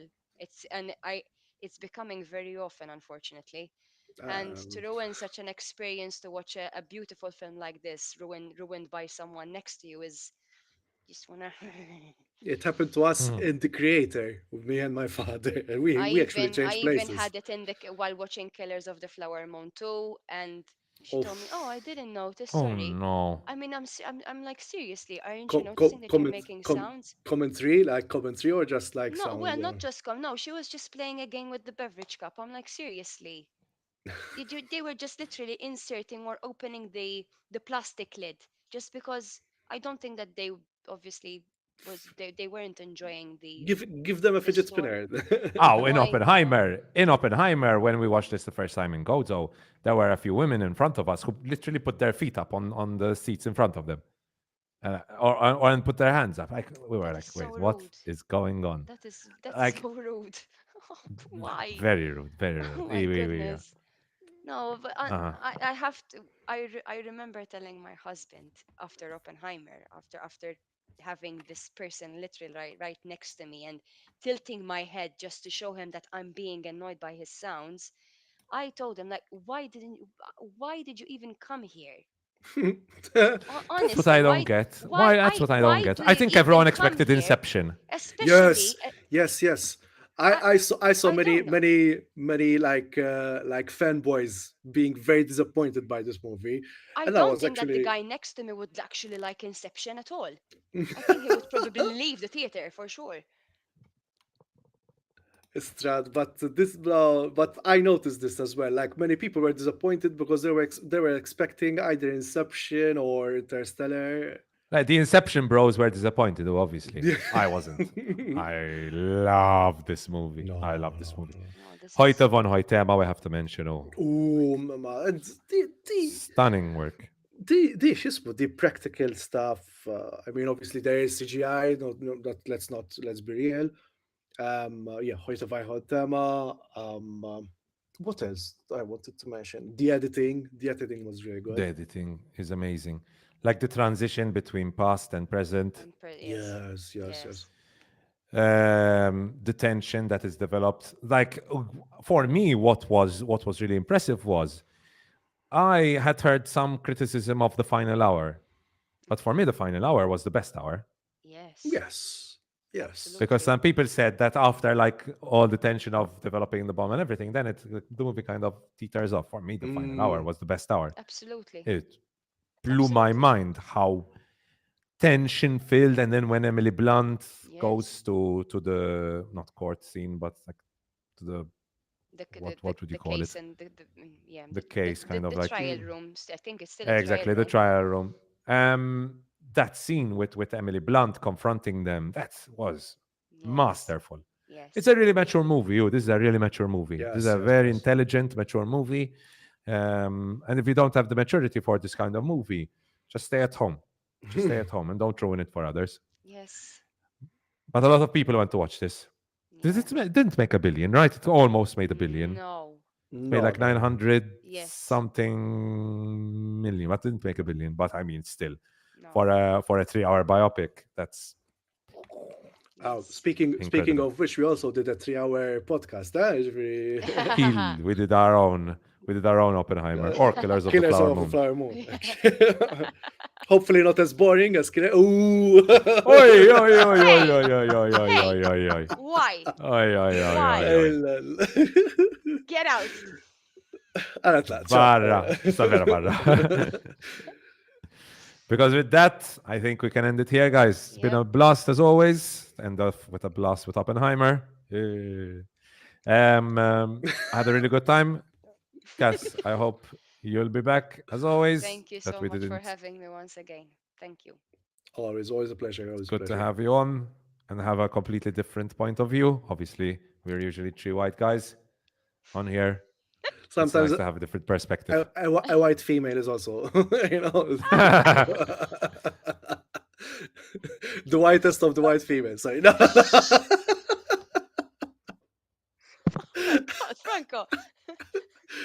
You surely don't follow our podcast by now because No, no. Well, I do. It's just that I laugh at these comments, and I still feel embarrassed, even though I wasn't part of them. no, And no, but no, then no, no. you saying this now, No, okay, no, no, no, no. just Don't worry, don't worry, don't okay. worry. No, like we said, we Anyways, have a diverse guys. yes, yes, you The do. guys It's who true. have It's true. been watching to us throughout, thank you for staying. Thank you for holding through, holding the fort. Leave a comment with your favorite top Mhm. tens, with your favorite series, and let us know if you disagree with us, especially with my take on killers, which most probably many people will. Well deserved too. No, not well deserved. I'm sorry. That's just because it's Martin Scorsese, you don't have to kiss his ass. I'm sorry. His wrinkly ass now. No, that's so good. But Anyway, I'm gonna go watch. No, I'm not gonna watch Oppenheimer. I'm gonna finish watching Mad Max on my Blu-ray because I was watching Mad Max Oh, Fury Road. okay. Oh, and that movie is crazy. Yeah, no, that movie is so good. I'm gonna finish my rabbit because I'm very hungry. That's Yeah, and I'm very hungry as well. I haven't eaten Now I have to go and eat dinner too. Yes. anyway. dinner as well, Kath. Yes, yes, yes. Dinner as Tie up, well. man. Let's end it here because everyone's hungry. I wish you So guys thank you to our viewers a and listeners. yes, and I wish you guys and the listeners a very happy new year. And I With hope to Happy lot New see you with soon Year. lots of movies, lots of with good lots Enjoy of the movies. rest of your holidays. movies, lots of work, hopefully more work than this year in my case.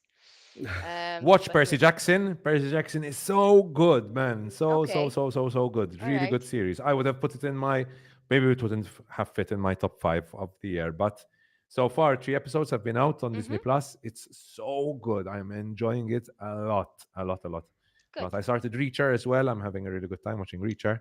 So lots of The stuff to hubby is watch. watching Reacher actually. He liked it. Mm. Yeah, I He like loved Reacher it. as well. It's very good. It's very good. Yes. I'm gonna continue it. But for the rest of the holidays, I'm just gonna chill and Yes. watch stuff like Oppenheimer Great on my Blu-ray. Yes. the great suggestions and disagreement about faves is the thing, basically.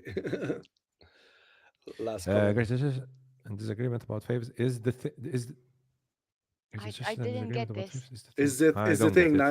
It's the thing about this podcast. That's what makes it. Ah, oh, sorry.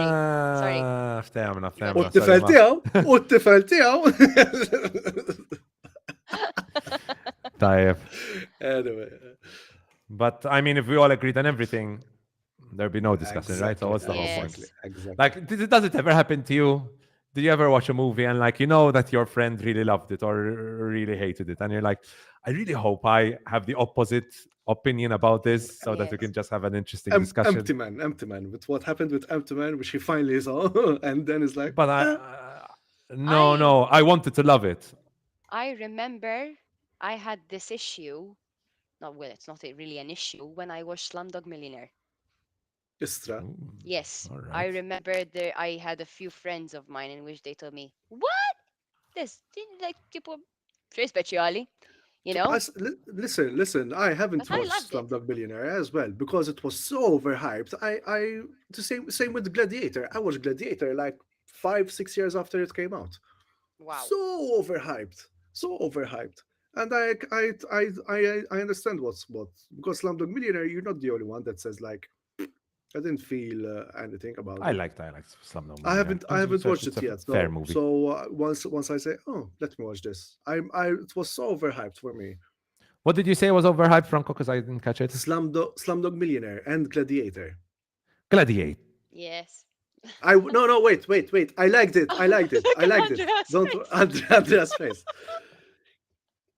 You got the Blu-ray, right? Yes. I haven't yet because I'm waiting Ah, for the for the 4K, 4K. for the 4K. No, I liked it. Even the music and like Oliver Reed's. I think that was Oliver Reed's performances. That was one of the first which used CGI face replacement. Soldiers, what we Yes. do in life echoes in Painting. eternity. I love Gladiator. Gladiator used to be my test. I watch it with someone I'm dating, and if they don't like Gladiator, cheerio, ciao, ciao, bye So bye. Trizian is like a diehard fan I now. haven't watched it. I haven't watched it with Ah. her. She'll watch the 4K now version when I get the 4K Blu-ray. Okay. I hope she likes it because at this point,